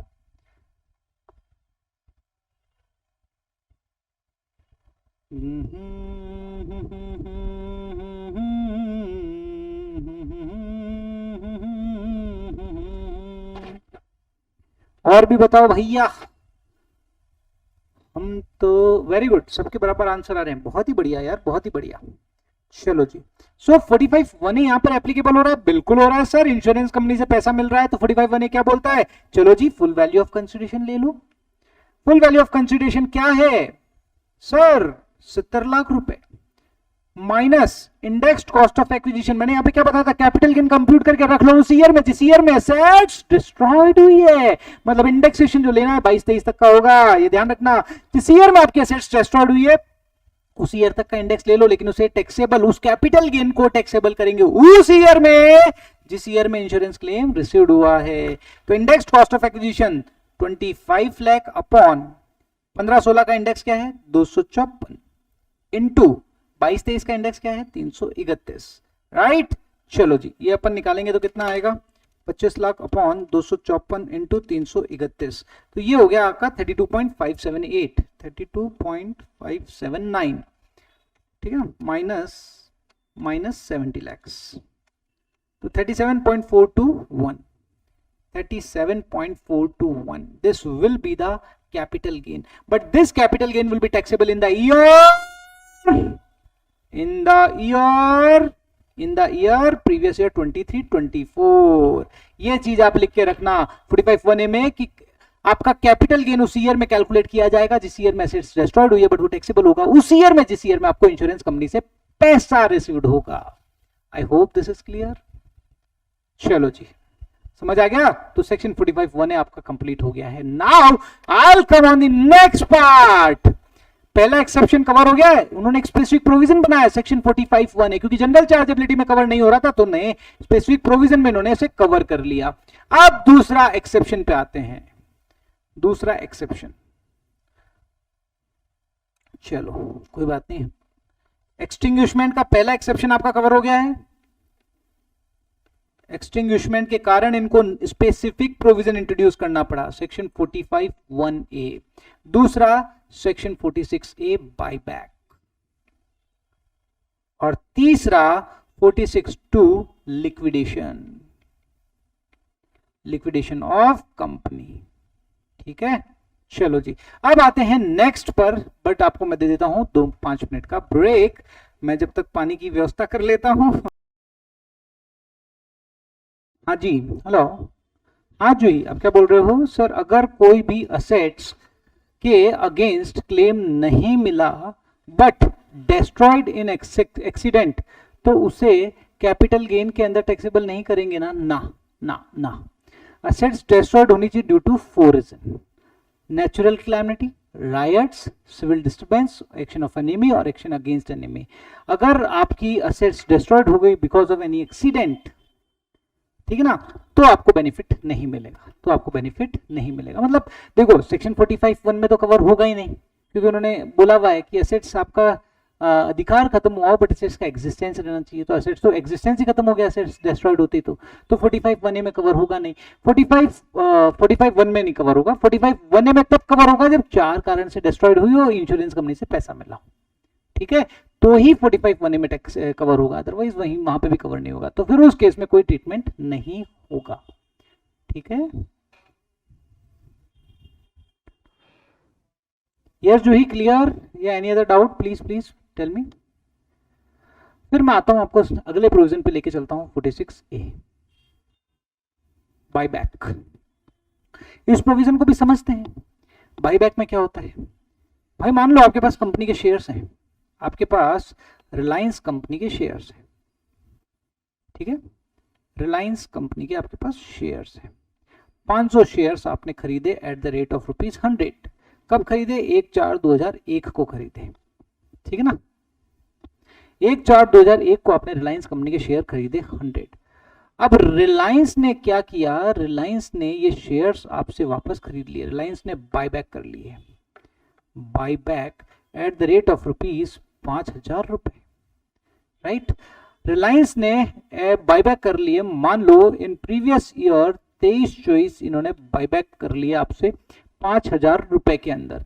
तो बताओ, अगर ये स्पेसिफिक प्रोविजन नहीं आया होता तो इसका क्या ट्रीटमेंट होता? कौन बताएगा?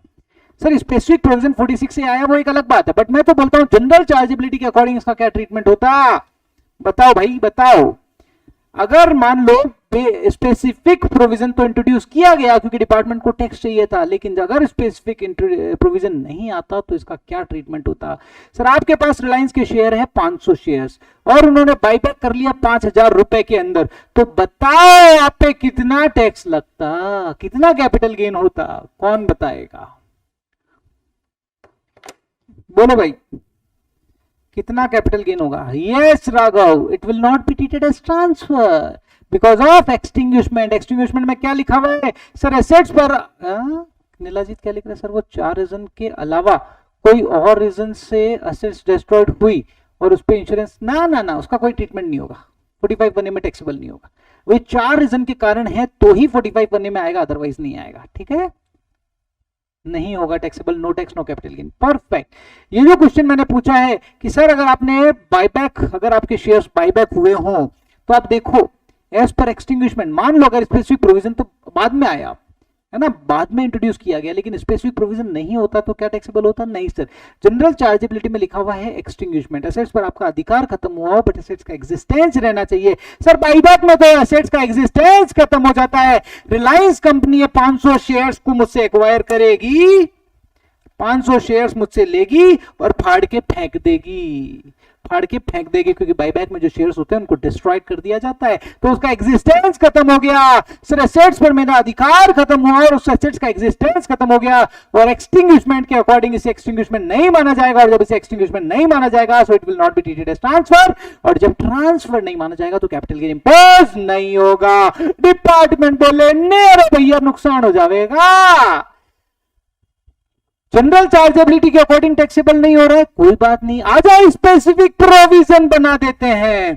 तो इन्होंने सेक्शन 46A बना दिया स्पेसिफिक प्रोविजन। उन्होंने बोला कि अगर मान लो बायबैक किया जाता है तो it will be taxable in hands of share holder, ठीक है ना। इन्होंने जब प्रोविजन आया था, जब बिगिनिंग में बायबैक का प्रोविजन ये लेके आए थे, तो उन्होंने लिख दिया था कि it will be taxable in hands of share holder, share holder के हाथों में से टैक्सेबल कर दिया जाएगा। बट समय बदलता गया और शेयर होल्डर मिसयूज करता गया। देखो बताता हूं,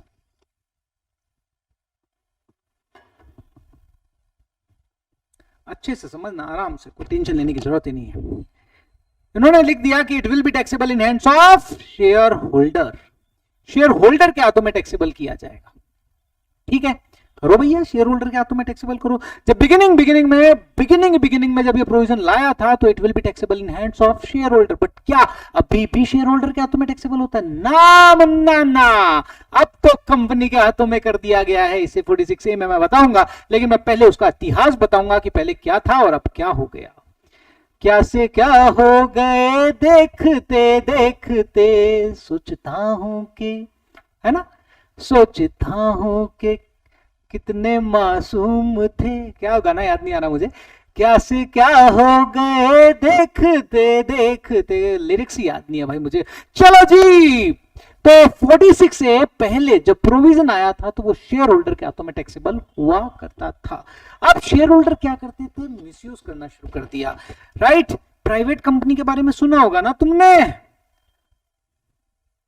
प्राइवेट कंपनी मतलब घर की कंपनी, घर की कंपनी मतलब प्राइवेट कंपनी में कौन शेयर होल्डर्स होते हैं? जनरली घर के लोग, है ना, जनरली जो नोन होते हैं, जानकार लोग होते हैं, घर की कंपनी। इन्होंने जुगाड़ करना शुरू कर दिया।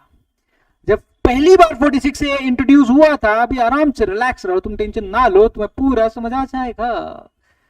समझ आ रहा है मैं बोल रहा हूं तो समझ आ रहा है ना। जब बायबैक का प्रोविजन लाया गया था तो उन्होंने यही बोला कि it will be taxable in hands of share holder, it will be taxable in hands of share holder, और शेयर होल्डर के हाथों में कैलकुलेट करेंगे।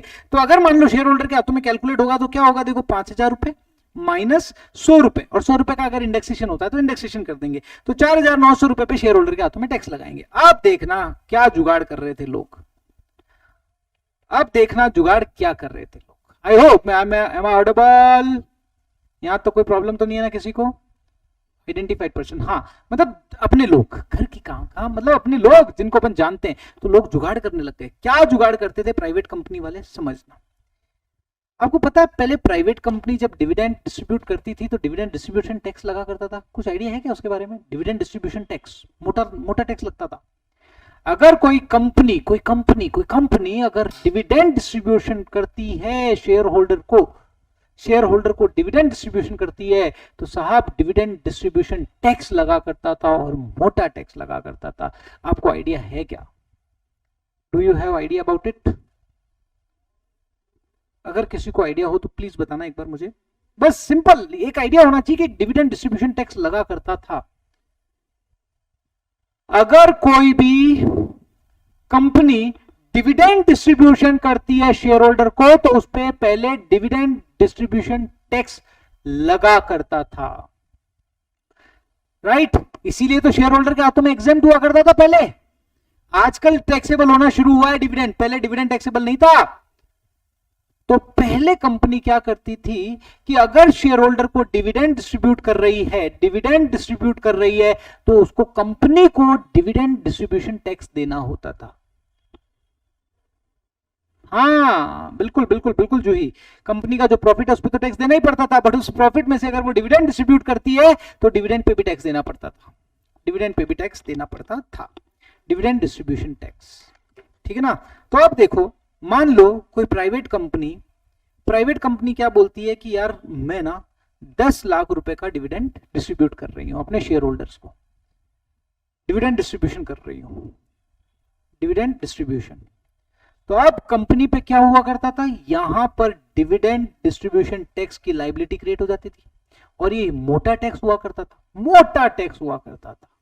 तो प्राइवेट कंपनी ने क्या जुगाड़ करना शुरू कर दिया, प्राइवेट कंपनी बोले ए रे इतना टैक्स काहे को देने का रे सरकार को, आओ कुछ तूफानी करते हैं, कुछ जुगाड़ करते हैं, आओ कुछ जुगाड़ करते हैं। कैसे करें जुगाड़, बोले ऐसा करते हैं अपने शेयर होल्डर से, अपने जो घर के लोग ही तो हैं, इन शेयर से क्या करते हैं, शेयर्स बाईबैक करते हैं और इनको जो डिविडेंड डिस्ट्रीब्यूशन करना है ना, बाईबैक के रूट आउट पैसा दे देंगे ज्यादा, बाईबैक के रूट आउट अपन क्या करेंगे, पैसा ज्यादा दे देंगे।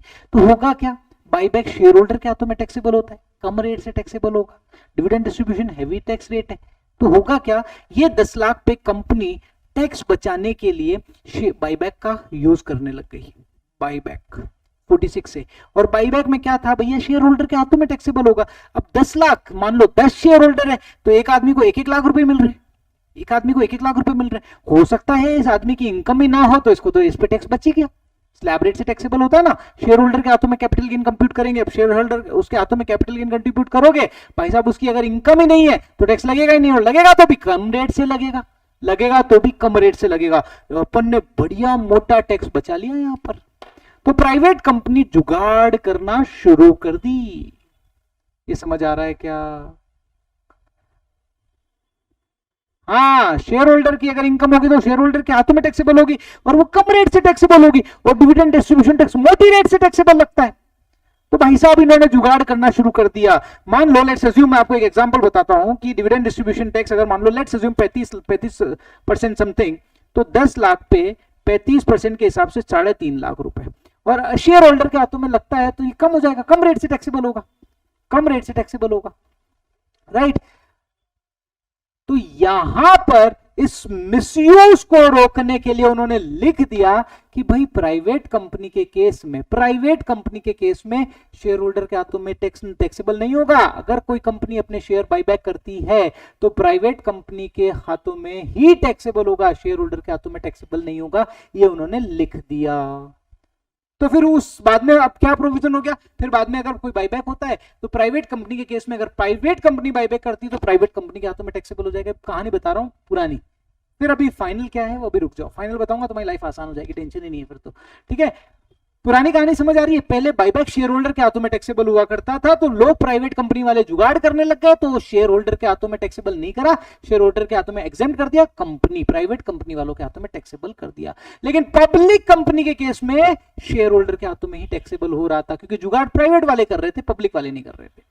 लेकिन भाई साहब डिपार्टमेंट को 2019 में लगा कि यार नहीं नहीं नहीं नहीं नहीं, पब्लिक कंपनी के केस में भी पब्लिक कंपनी के हाथ में टैक्सेबल करो, मगजमारी खत्म करो, पब्लिक कंपनी के हाथों में, कंपनी के हाथों में टैक्सेबल करो, जो बाईबैक कर रहा है ना उस कंपनी के हाथों में टैक्सेबल कर दो। तो अब फाइनली जो प्रोविजन बन गया है वो सिंपल प्रोविजन बन गया है कि शेयर होल्डर के लिए तो हो जाएगा एग्जेम्प्ट, और जो कंपनी डिस्ट्रीब्यूट बाईबैक कर रही है उस कंपनी के लिए वो टैक्सेबल हो जाएगा। समझ आया क्या मेरी बात? तो अभी फाइनल क्या हो गया है, अगर मान लो कोई भी कंपनी, डोमेस्टिक कंपनी, ये चीज ध्यान रखना, डोमेस्टिक कंपनीज के केस में, तो उन्होंने क्या बोल दिया है कि अगर कोई डोमेस्टिक कंपनी बाईबैक करती है तो कंपनी के हाथों में ही इसे टैक्सेबल कर दिया जाएगा और शेयर होल्डर के हाथों में ये एग्जेम्प्ट हो जाएगा। यस सर, हैं? टारगेट तो है सर नवंबर का, बट पता नहीं, मान के चलो नवंबर। कब करना है शुरू? अरे सब हो गया क्या मामला, सलट गया क्या सबका?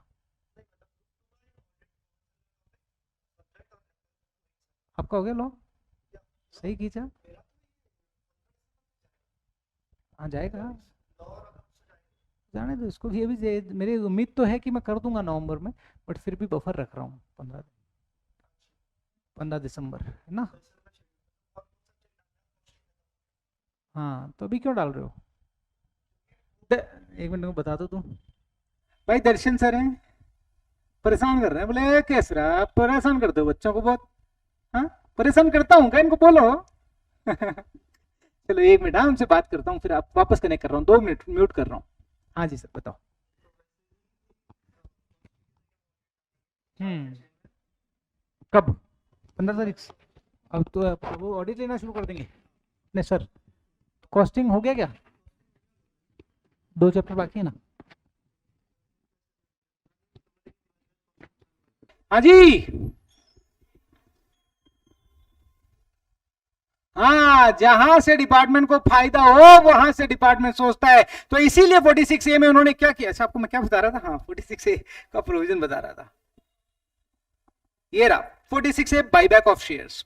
तो इन्होंने क्या बोला कि अगर डोमेस्टिक कंपनी है, डोमेस्टिक कंपनी, ठीक है ना, अगर डोमेस्टिक कंपनी है, अगर डोमेस्टिक कंपनी है, चाहे वो लिस्टेड हो या अनलिस्टेड, शेयर होल्डर के हाथों में तो हो जाएगा एग्जेम्प्ट और कंपनी के हाथों में हो जाएगा टैक्सेबल।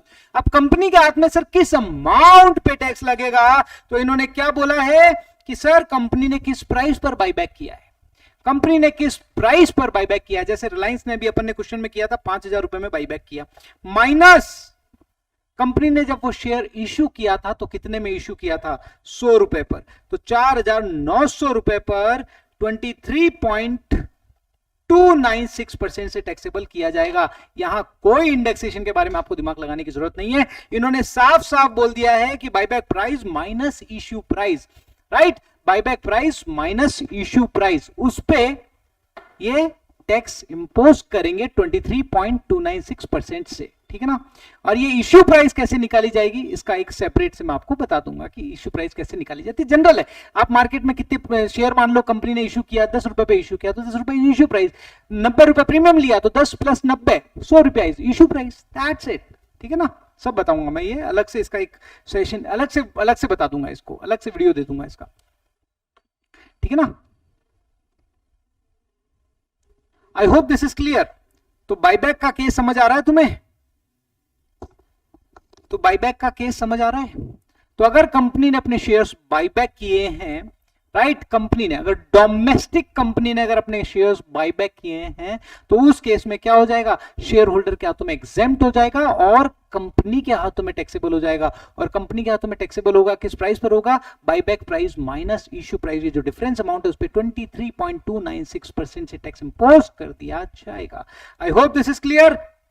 और अगर मान लो डोमेस्टिक कंपनी नहीं है, तब तो जो नॉर्मल कैलकुलेशन है वो शेयर होल्डर के हाथों में टैक्सेबल होगा। और कैसे, फुल वैल्यू ऑफ कंसिडरेशन मतलब बाईबैक प्राइस, वो शेयर होल्डर के लिए कंसिडरेशन हो गया, minus cost, index cost of acquisition, और नॉर्मल तरीके से कैपिटल गेन आपको यहां पर कैलकुलेट करना है। चलो जी, क्वेश्चन देता हूं, आपको क्लियर हो जाएगा। चलो मान लो टाटा कंसल्टेंसी, टीसीएस ने शेयर्स जो इश्यू किए थे,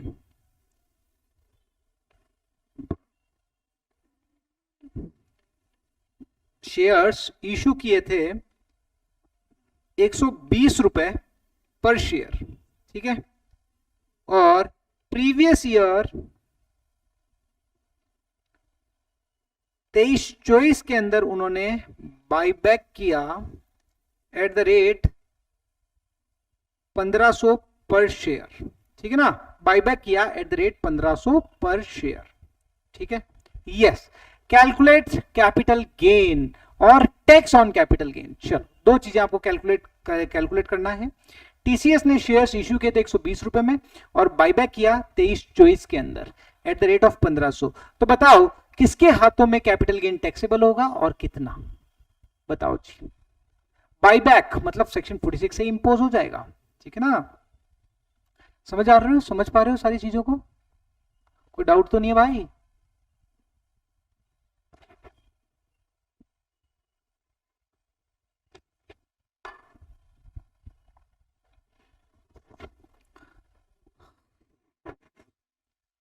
सुबह आपका सेशन 7:30 से 7:30 से 8 के बीच में कोई भी टाइम पे रखूंगा मैं। अब थोड़ा सा मुझे, हाँ 326, वेरी गुड। 326 क्या है ये? अच्छा 326 क्या आया भाई? देखो अब अपने को बाईबैक का जो होता है, बाईबैक में कंपनी के हाथों में टैक्सेबल होगा। हाँ सर, कंपनी के हाथों में टैक्सेबल होगा। किस प्राइस पर? Issue price minus buyback price, oh sorry, buyback price minus issue price. Buyback price minus issue price. Buyback price क्या है? 1500 और इश्यू प्राइस क्या है? 120। ठीक है ना? तो 1500 माइनस 120। अब नंबर ऑफ शेयर्स मैंने यहाँ लिखे नहीं है, नहीं तो नंबर ऑफ शेयर से आप मल्टीप्लाई कर सकते हो। मैंने नंबर ऑफ शेयर्स नहीं लिखे हैं, तो कोई बात नहीं, कोई खास बात नहीं है। तो ये आपका कितना हुआ? क्या 1500 माइनस 120, तो एक 1380 रुपए पे, 1380 रुपए इस पे आपका ये हो गया आपका कैपिटल गेन, और इस पे 23.296% से टैक्स इंपोज किया जाएगा। 23.296%, ये आ गया आपका 321.48 के हिसाब से टैक्स इंपोज किया जाएगा। यस, ठीक है ना? सिंपल कंसेप्ट है बाईबैक में, ज्यादा लोड लेने की इस पे कोई जरूरत है नहीं। ठीक है, बस। तो हमेशा एक चीज ध्यान रखना, अगर डोमेस्टिक कंपनी ने अपने शेयर्स बाईबैक किए हैं तो उस केस में buyback price minus issue price, बस ये जो डिफरेंस आएगा, कोई इंडेक्सेशन कुछ करने की जरूरत नहीं है। Buyback price minus issue price, इस पे कंपनी टैक्स पे करेगी 23.296% से। That's it. देखो टैक्स की जो रेट है ना वो क्या है? 20%। 20%, 12% कंपल्सरी सरचार्ज, मतलब ऑलवेज लगेगा ही लगेगा, और 4% सेस। तो 20% नॉर्मल हो गया, फिर 20% का 12% सरचार्ज, और फिर जो भी आएगा उसका 4% सेस। ठीक है, देखो आप देख लो, 20%, अब इस पे सरचार्ज लग जाएगा 20 का 12%, 20 का 12%, ये आ गया आपका 2.4, ये आ गया आपका 22.4, और इस पे सेस लग जाएगा 4%, तो 22.4 का 4%, ये आ गया 0.896। तो ये टोटल आपका क्या हो गया?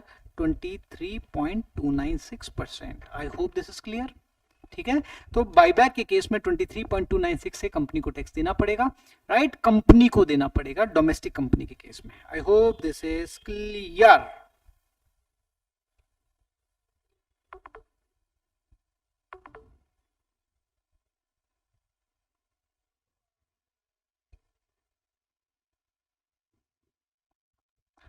चलो, समझ में आ रहा है ना बराबर भाई? बाउंसर नहीं जाना चाहिए यार। ठीक है, चलो, तो ये दूसरा प्रोविजन भी आपका कंप्लीट हो गया है। दूसरा प्रोविजन मतलब दूसरा एक्सेप्शन, या समझ लो एक्सटिंग्विशमेंट स्पेसिफिक प्रोविजन 46A क्यों आया, ये आपको समझ में आ चुका है, राइट? अब आ जाते हैं तीसरे एक्सेप्शन पे।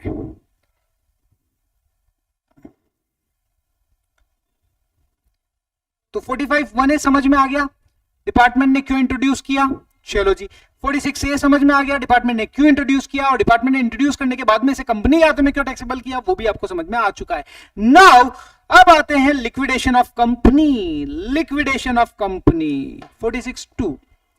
अब अगर आपके पास मान लो किंगफिशर एयरलाइंस, विजय माल्या, हाँ भाई, एयरलाइंस के शेयर्स थे, आपने मान लो खरीदे थे एट द रेट ऑफ ₹100 के अंदर आपने 500 शेयर खरीदे थे, 500 शेयर। ठीक है, किंगफिशर एयरलाइंस के आपने 500 शेयर्स खरीदे थे। ठीक है, अब हुआ क्या, किंगफिशर एयरलाइंस का लिक्विडेशन हो गया। ठीक है ना, लिक्विडेशन हो गया। अब किंगफिशर एयरलाइंस ने क्या बोला कि भाई हमारी जो भी बच्ची कुची एसेट्स है, सब कुछ सल्टारा करने के बाद वो हम हमारे शेयर होल्डर को डिस्ट्रीब्यूट कर देंगे, और आपके पास उस कंपनी के 10% शेयर्स थे। कंपनी ने टोटल 15 लाख की एसेट्स डिस्ट्रीब्यूट करी सभी शेयर होल्डर को। जो भी इनके पास एसेट्स बची थी वो 15 लाख की बची, उन्होंने बोला भैया जो भी शेयर होल्डर है जितना भी परसेंटेज वो रखते हैं उनको दे दो, राइट? तो यहां पर उन्होंने एसेट्स डिस्ट्रीब्यूट करी। एसेट्स मतलब मनी ऑल्सो, है ना? एसेट्स में एसेट्स भी आ सकती है, मनी भी आ सकता है, ठीक है ना? ये इन्होंने डिस्ट्रीब्यूट किया। तो इन्होंने 15 लाख रुपए की एसेट्स डिस्ट्रीब्यूट करी। राइट।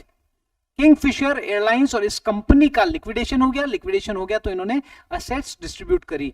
तो अगर मैं जनरल चार्जेबिलिटी के अकॉर्डिंग देखता कि क्या कैपिटल गेन हेड में टैक्सेबल होगा या नहीं होगा, तो मैं क्या बोलूंगा, कैपिटल एसेट्स है क्या, हाँ है सर।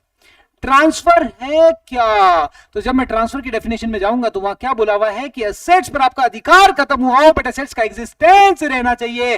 सर किंगफिशर एयरलाइन का तो लिक्विडेशन हो गया, तो जब इसका लिक्विडेशन हो गया तो इसके शेयर भी खत्म हो गए, शेयर का एग्जिस्टेंस खत्म हो चुका है। So as per extinguishment it will not be treated as transfer, और जब ये ट्रांसफर नहीं माना जाएगा तो इस पे कैपिटल गेन नहीं लगेगा।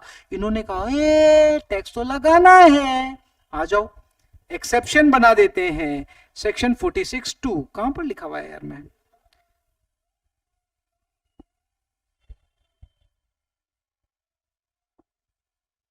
अरे कहां लिखा मैंने, क्या आदत है मेरी।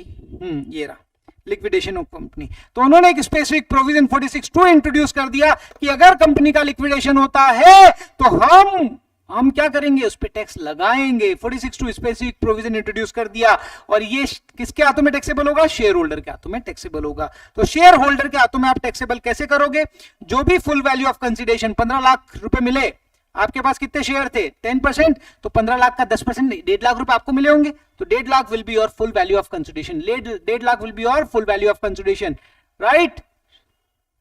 हाँ, माइनस आपने कितने में खरीदे थे सर, 100 शेयर्स खरीदे, 500 शेयर आपने खरीदे थे 100 रुपए में, तो 50,000, ठीक है। अगर इंडेक्सेशन होगा तो इंडेक्सेशन हो जाएगा, नहीं तो 50,000 रुपए लेस हो जाएगा। सो 1 lakh rupees will be your capital gain, और यस इस पे टैक्स इंपोज किया जाएगा। I hope this is clear, simple calculation का बहुत सिंपल तरीका है, बस आपका फंडामेंटल क्लियर होना चाहिए।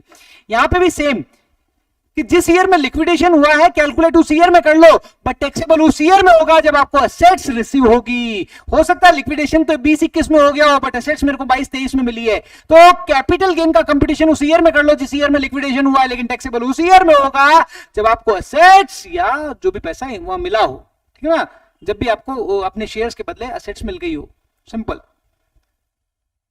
समझ आ रहा है क्या मेरी बात। देखो इन पे कोई ज्यादा तुम्हें लोड लेने की जरूरत नहीं है, ठीक है, बिल्कुल भी लोड लेने की जरूरत नहीं है, लेकिन यस पता होना चाहिए। मैं क्या बोलता हूं, मैं एक भी चीज को नहीं छुड़वाता हूं ना, इसीलिए, बट ठीक है, ये बोल सकता हूं कि it's not important from your exam point of view, but हमें पता होना चाहिए, दैट्स इट।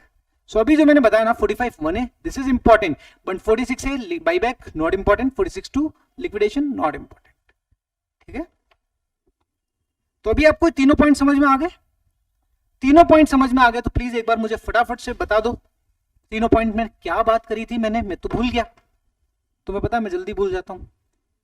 चलो जी मुझे लिख के बताओ। और volunteers are you following the procedure properly. कल आपने गड़बड़ करी, किसी ने भी मैंने जो बताया वो काम नहीं किया। Daily routine schedule you have not maintained. भाई साहब क्या कर रहे हो, आज का पूरा शेड्यूल लिखा हुआ होना चाहिए। मैंने तो क्या करा, मैं मेरा बता देता हूं मैंने क्या किया। मैंने तो उठाई एक्सेल के अंदर लिखा कि भाई देखो सुबह की शुरुआत हुई ऐसी, फिर ये किया, फटाफट से 4-5 लाइनों के अंदर खत्म। मतलब 4-5 लाइनों में खत्म नहीं, मतलब मैंने जो की कंपोनेंट्स थे मेरे वो मैंने वहां लिख दिए। आपसे डिस्कशन हुआ, मैंने बकायदा लिखा था कि भैया मेरा वॉलंटियर्स के साथ डिस्कशन हुआ, ये बातें डिस्कस करी, ये पॉइंट्स थे, ये सारी चीजें लिखी मैंने। बाईबैक की रेट फिर से बता दूं, देखो बाईबैक की रेट कभी याद करने की टेंशन लो ही मत, आप तो रखो @20%, फिर उसमें ऐड करो सरचार्ज @12%, फिर उसमें ऐड करो सेस @4%। तो 20 का 12% ऐड करोगे तो 2.4 आएगा, ये हो गया 22.4, और 22.4 का 4% ऐड करोगे तो 0.896 समथिंग कुछ आएगा, ठीक है ना। और ये ऐड कर दो 22.4 के अंदर, तो ये आपकी रेट आ गई बाईबैक की 23.296%। चलो जी अब मुझे वापस रिकॉल करा दो फटाफट। सबसे पहले 45(1) है एक्सटिंग्विशमेंट का एक्सेप्शन, है ना, एक जनरली एक्सटिंग्विशमेंट ये उसका एक्सेप्शन है, जो जनरल चार्जेबिलिटी में टैक्सेबल नहीं हो रहा था तो इन्होंने स्पेसिफिक प्रोविजन इंट्रोड्यूस किया। असेट्स अगर आपकी डिस्ट्रॉयड हो गई हो very good, due to 4 reason. Plus insurance company से अगर आपको पैसा मिला हो तो यस वो 45 महीने में टैक्सेबल होगा। Very good, perfect. फिर तीसरा फिर क्या था 46A बाईबैक। वेरी गुड है। अगर मान लो कोई भी कंपनी चाहे वो लिस्टेड हो या अनलिस्टेड हो, कोई भी डोमेस्टिक कंपनी अगर अपने शेयर्स का बाईबैक करती है तो buyback price minus issue price, ठीक है, ये जो डिफरेंस आएगा उस पर 23.296% से टैक्स इंपोज कर दिया जाएगा। फिर आता है 46(2) लिक्विडेशन। लिक्विडेशन में एक पॉइंट है वो मैं बाद में बताऊंगा, अभी नहीं बता रहा हूं, बाद में बताऊंगा। वो अच्छा पॉइंट है, बहुत ही प्यारा पॉइंट है वो, बाद में बताऊंगा तुम्हें। Yes, liquidation of companies 46(2). यहां पर क्या है, लिक्विडेशन में शेयर होल्डर के हाथों में टैक्सेबल होगा, बस सिंपल है, शेयर होल्डर के हाथों में टैक्सेबल हो जाएगा नॉर्मल तरीके से। जो भी उसको शेयर होल्डर को उसके शेयर्स के बदले जो असेट्स मिल रही है, ठीक है ना, जो असेट्स मिल रही है, अगर असेट्स मिलती है तो उसकी एफएमवी और कैश मिलता है तो कैश की वैल्यू, वो उसका फुल वैल्यू ऑफ कंसिडरेशन मान लिया जाएगा और जो भी उसकी कॉस्ट है वो लेस कर दी जाएगी। फिर जो बचेगा that will be the capital gain, वो कैपिटल गेन हेड में टैक्सेबल हो जाएगा। Very good. एक क्वेश्चन देता हूं लिक्विडेशन का, कल और क्वेश्चन दूंगा आपको मैं, इन्हीं चीजों के और क्वेश्चन कराऊंगा, थोड़ी आपकी अच्छी प्रैक्टिस हो जाए, बट एक लिक्विडेशन का क्वेश्चन अभी करा ही देता हूं। मान लो एबीसी कंपनी जिसमें राहुल ने शेयर्स खरीदे थे इन 2001 एट रेट ऑफ 45 रुपीज, ठीक है ना, ये आपने परचेज किए थे, मतलब कंपनी ने, हाँ ये आपने परचेज किए 45 रुपए पर शेयर के हिसाब से। Company liquidate in 22-23 and distribute assets at share, number of shares लिख देता हूं मैं, यहां भूल गया, 10,000 शेयर आपने खरीदे, ठीक है ना, परचेज किया आपने shares 10,000 and distribute assets of 50 lakh to all shareholder, ठीक है ना। 50 लाख की असेट्स यहां पर मिली और राहुल को क्या क्या असेट्स मिली, राहुल को जो असेट्स मिली, राहुल को कुछ फर्नीचर दे दिया गया था जिसकी कॉस्ट थी 15 लाख रुपए, सॉरी 1.5 लाख रुपए, और एफएमवी थी 2 लाख रुपए, प्लस कैश दिया गया उसको 2 लाख रुपए का। चलो जी, compute capital gain. Very good very good very good. इस क्वेश्चन को समझो, आराम से समझो, कोई टेंशन लेने की जरूरत नहीं है, बहुत देसी कंसेप्ट है। सर राहुल ने शेयर खरीद रखे थे 45 रुपए में, ये लिक्विडेशन है ना, हाँ सर लिक्विडेशन हो गया। असेट्स डिस्ट्रीब्यूटेड 50 लाख रुपए में टू ऑल शेयर होल्डर, इसे 23 चॉइस कर देता हूं अभी, ठीक है, अभी एक चीज क्लियर करते हैं फिर दूसरी चीज पे लेके जाऊंगा मैं।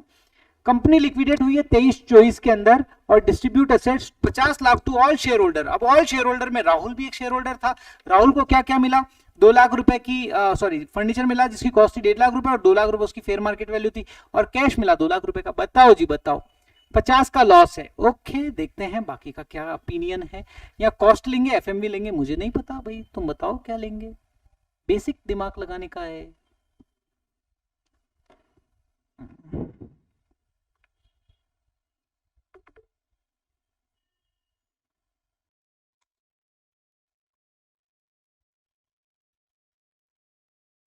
हाँ जी बताओ बताओ प्लीज।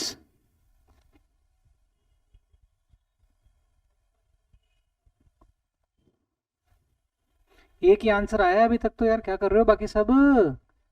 चलो जी देखो एक बार समझो, राहुल ने शेयर परचेज किए थे तो ये कितने के हो गए, 4,50,000 के। इंडेक्सेशन भूल जाओ, लेट्स अज्यूम इंडेक्सेशन नहीं है, let's assume indexation, no indexation, ठीक है ना, तुम इंडेक्सेशन में कंफ्यूज हो रहे हो, नो इंडेक्सेशन, ठीक है। अब आ जाओ, फुल वैल्यू ऑफ कंसिडरेशन क्या लिया जाएगा, यहां पर full value of consideration. Liquidation में मैंने क्या बोला था, शेयर होल्डर के हाथों में ही टैक्सेबल करेंगे, शेयर होल्डर के हाथों में ही टैक्सेबल करेंगे। तो full value of consideration, sir assets अगर मिलती है तो जो असेट्स मिली है उसकी एफएमवी कंसीडर की जाएगी। तो 2 लाख रुपए का फर्नीचर मिला है प्लस 2 लाख रुपए कैश मिले हैं, तो 4 लाख रुपए will be full value of consideration less cost of acquisition कितनी है, 4.5 लाख रुपए, तो 50,000 रुपए का लॉस होगा। आई होप दिस इज क्लियर। ठीक है। अब अगर मैं इस कंपनी का लिक्विडेशन कर देता 22-23 में और 23-24 में इसको असेट्स मिली होती, तो यहां पे भी एक चीज ध्यान रखना, 22-23 में कैपिटल गेन का कंप्यूटेशन कर लो, लेकिन वो टैक्सेबल होगा उस ईयर में जब आपको असेट्स रिसीव्ड होगी, या आपको लिक्विडेशन के अंदर जो असेट्स आपको मिलने वाला है या जो भी पैसेबल मिलने वाला है वो रिसीव्ड होगा। कल और कराऊंगा क्वेश्चन, टेंशन मत लो। तो आज के लिए इतना ही रखते हैं अपन। I hope this is clear. तो मैंने अभी आपको एक्सटिंग्विशमेंट के तीनों एक्सेप्शन को समझा दिया है। These are the 3 specific provision because of the extinguishment, right. Sir liquidation पे कंपनी के हाथों में टैक्सेबिलिटी होगी क्या? ना, सेक्शन 46(1) में उन्होंने मना कर दिया है कि अगर कंपनी का लिक्विडेशन हो गया है और कंपनी लिक्विडेशन पे एसेट्स डिस्ट्रीब्यूट करती है तो कंपनी के हाथों में टैक्सेबल नहीं करेंगे। क्यों? क्योंकि कंपनी लिक्विडेट हो गई है। लिक्विडेट हुई है मतलब उसकी सत्ता नहीं है पैसा देने की, तो उसको परेशान मत करो, उसको टैक्सेबल नहीं करेंगे। 46(1) में उन्होंने मना कर दिया कि कंपनी के हाथों में ये टैक्सेबल नहीं होगा, शेयर होल्डर के हाथों में it will be taxable. I hope this is clear. चलो वापस से बोल रहा हूं, 45(1)(a) is important, 46(a) और 46(2) it's not important for you, no need to worry, but yes fundamental should be strong। Loss का बेनिफिट मिल जाएगा, यस मिल जाएगा, कोई प्रॉब्लम नहीं है। 2 मिनट। हाँ जी, हैं क्या कह रहे हो? अभी सेशन अब क्लोज होगा ना 6:30 तक, 6:30 तक है ना सेशन, अभी खत्म करके निकलूंगा बस। क्या हुआ, रो क्यों रही है ये? हैं हैं? हाँ हाँ, यहां तक क्लियर है क्या भाई? All clear? शिवानी को बताते हैं वापस से। चलो शिवानी, आपने एक कंपनी के शेयर ले रखे हैं। शिवानी ने एक कंपनी है शिवानी इंडस्ट्रीज, उसकी शेयर होल्डर है शिवानी इंडस्ट्रीज, ठीक है। शिवानी के पास 20% शेयर है शिवानी इंडस्ट्रीज के, ठीक है। इसने वो खरीदे थे, मान लो 10,000 शेयर खरीदे थे 40 रुपए के, तो कितने 4 लाख के शेयर खरीदे उसने, परचेस प्राइस 4 लाख के शेयर खरीदे। अब शिवानी इंडस्ट्रीज जो थी, शिवानी इंडस्ट्रीज की बैलेंस शीट हमने देखी, शिवानी इंडस्ट्रीज का लिक्विडेशन हो गया। लिक्विडेशन हो गया मतलब कंपनी की हालत गड़बड़ थी तो कंपनी लिक्विडेट हो गई। अब कंपनी लिक्विडेट हो गई तो जो भी असेट्स वगैरह थी सबको डिस्ट्रीब्यूट हो गई, लेकिन कुछ असेट्स बच गई। मान लो कुछ प्लांट एंड मशीनरी बच गई 10 लाख रुपए की, और कुछ कैश बच गया 5 लाख रुपए का, ठीक है। ये बच गया, ये सारे शेयर होल्डर को 15 लाख रुपए उन्होंने डिस्ट्रीब्यूट कर दिए।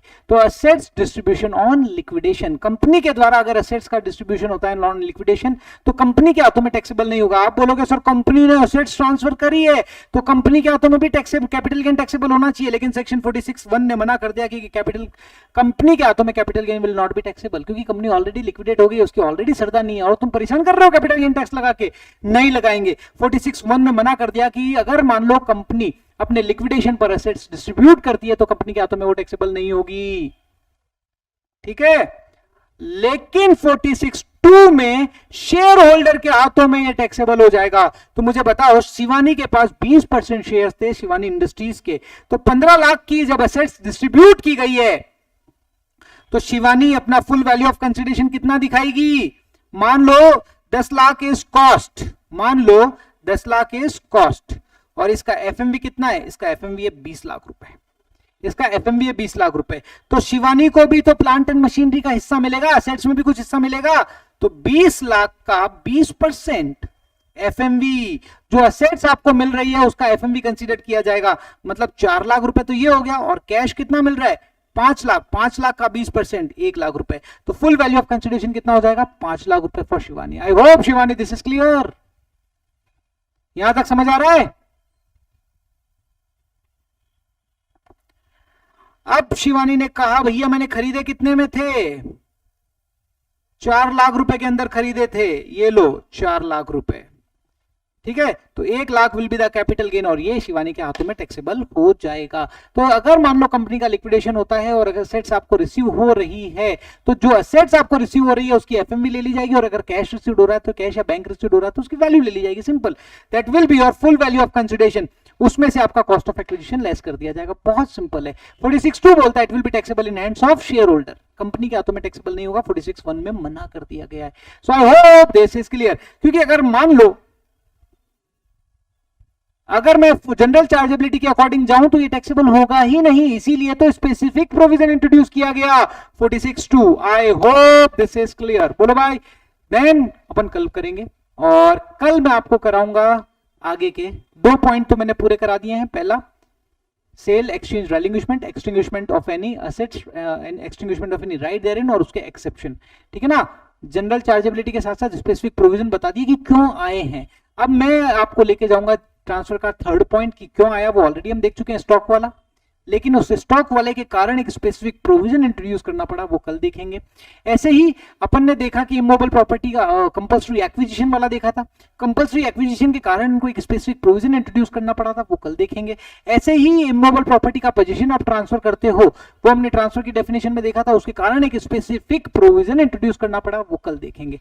सो कल मैं आपको और 3 स्पेसिफिक प्रोविजन बताने वाला हूं जो इंट्रोड्यूस हुए हैं because of the definition of transfer. कितना परसेंटेज टैक्स लगेगा कैपिटल गेन के अंदर, हमने देखा है अभी टैक्स रेट्स के बारे में। सिर्फ बाईबैक के अंदर एक डिफरेंट टैक्स रेट्स है, बाकी कोई डिफरेंट टैक्स रेट नहीं है भाई। शेयर होल्डर के हाथों में हमने देखा था ना कि 111A में आ रहा है, 112A में आ रहा है, अदर लॉन्ग टर्म में 112 में आ जाएगा, और अदरवाइज शॉर्ट टर्म में चल जाएगा। Rahul this is clear, tax rate normal यार, 111A में है क्या, 112A में है क्या, नहीं है तो 112 या फिर नॉर्मल रेट, सिंपल। सिर्फ और सिर्फ बाईबैक के केस में डिफरेंट टैक्स रेट है, बाकी तो जो कैपिटल गेन में पड़ी है वही रेट है, 111A, 112A, 112 और general. I hope this is clear ना भाई। चलो जी, कल मिलते हैं, कल मिलते हैं। यस यस यस, करेक्ट जोई, करेक्ट, ठीक है। तो कल का जो सेशन है वो आपका पहला पड़ाव पार करवा देगा। पहला पड़ाव पार करने के बाद आप आओगे सेकंड वाले पड़ाव में, और सेकंड वाले पड़ाव के बाद आओगे थर्ड पड़ाव में।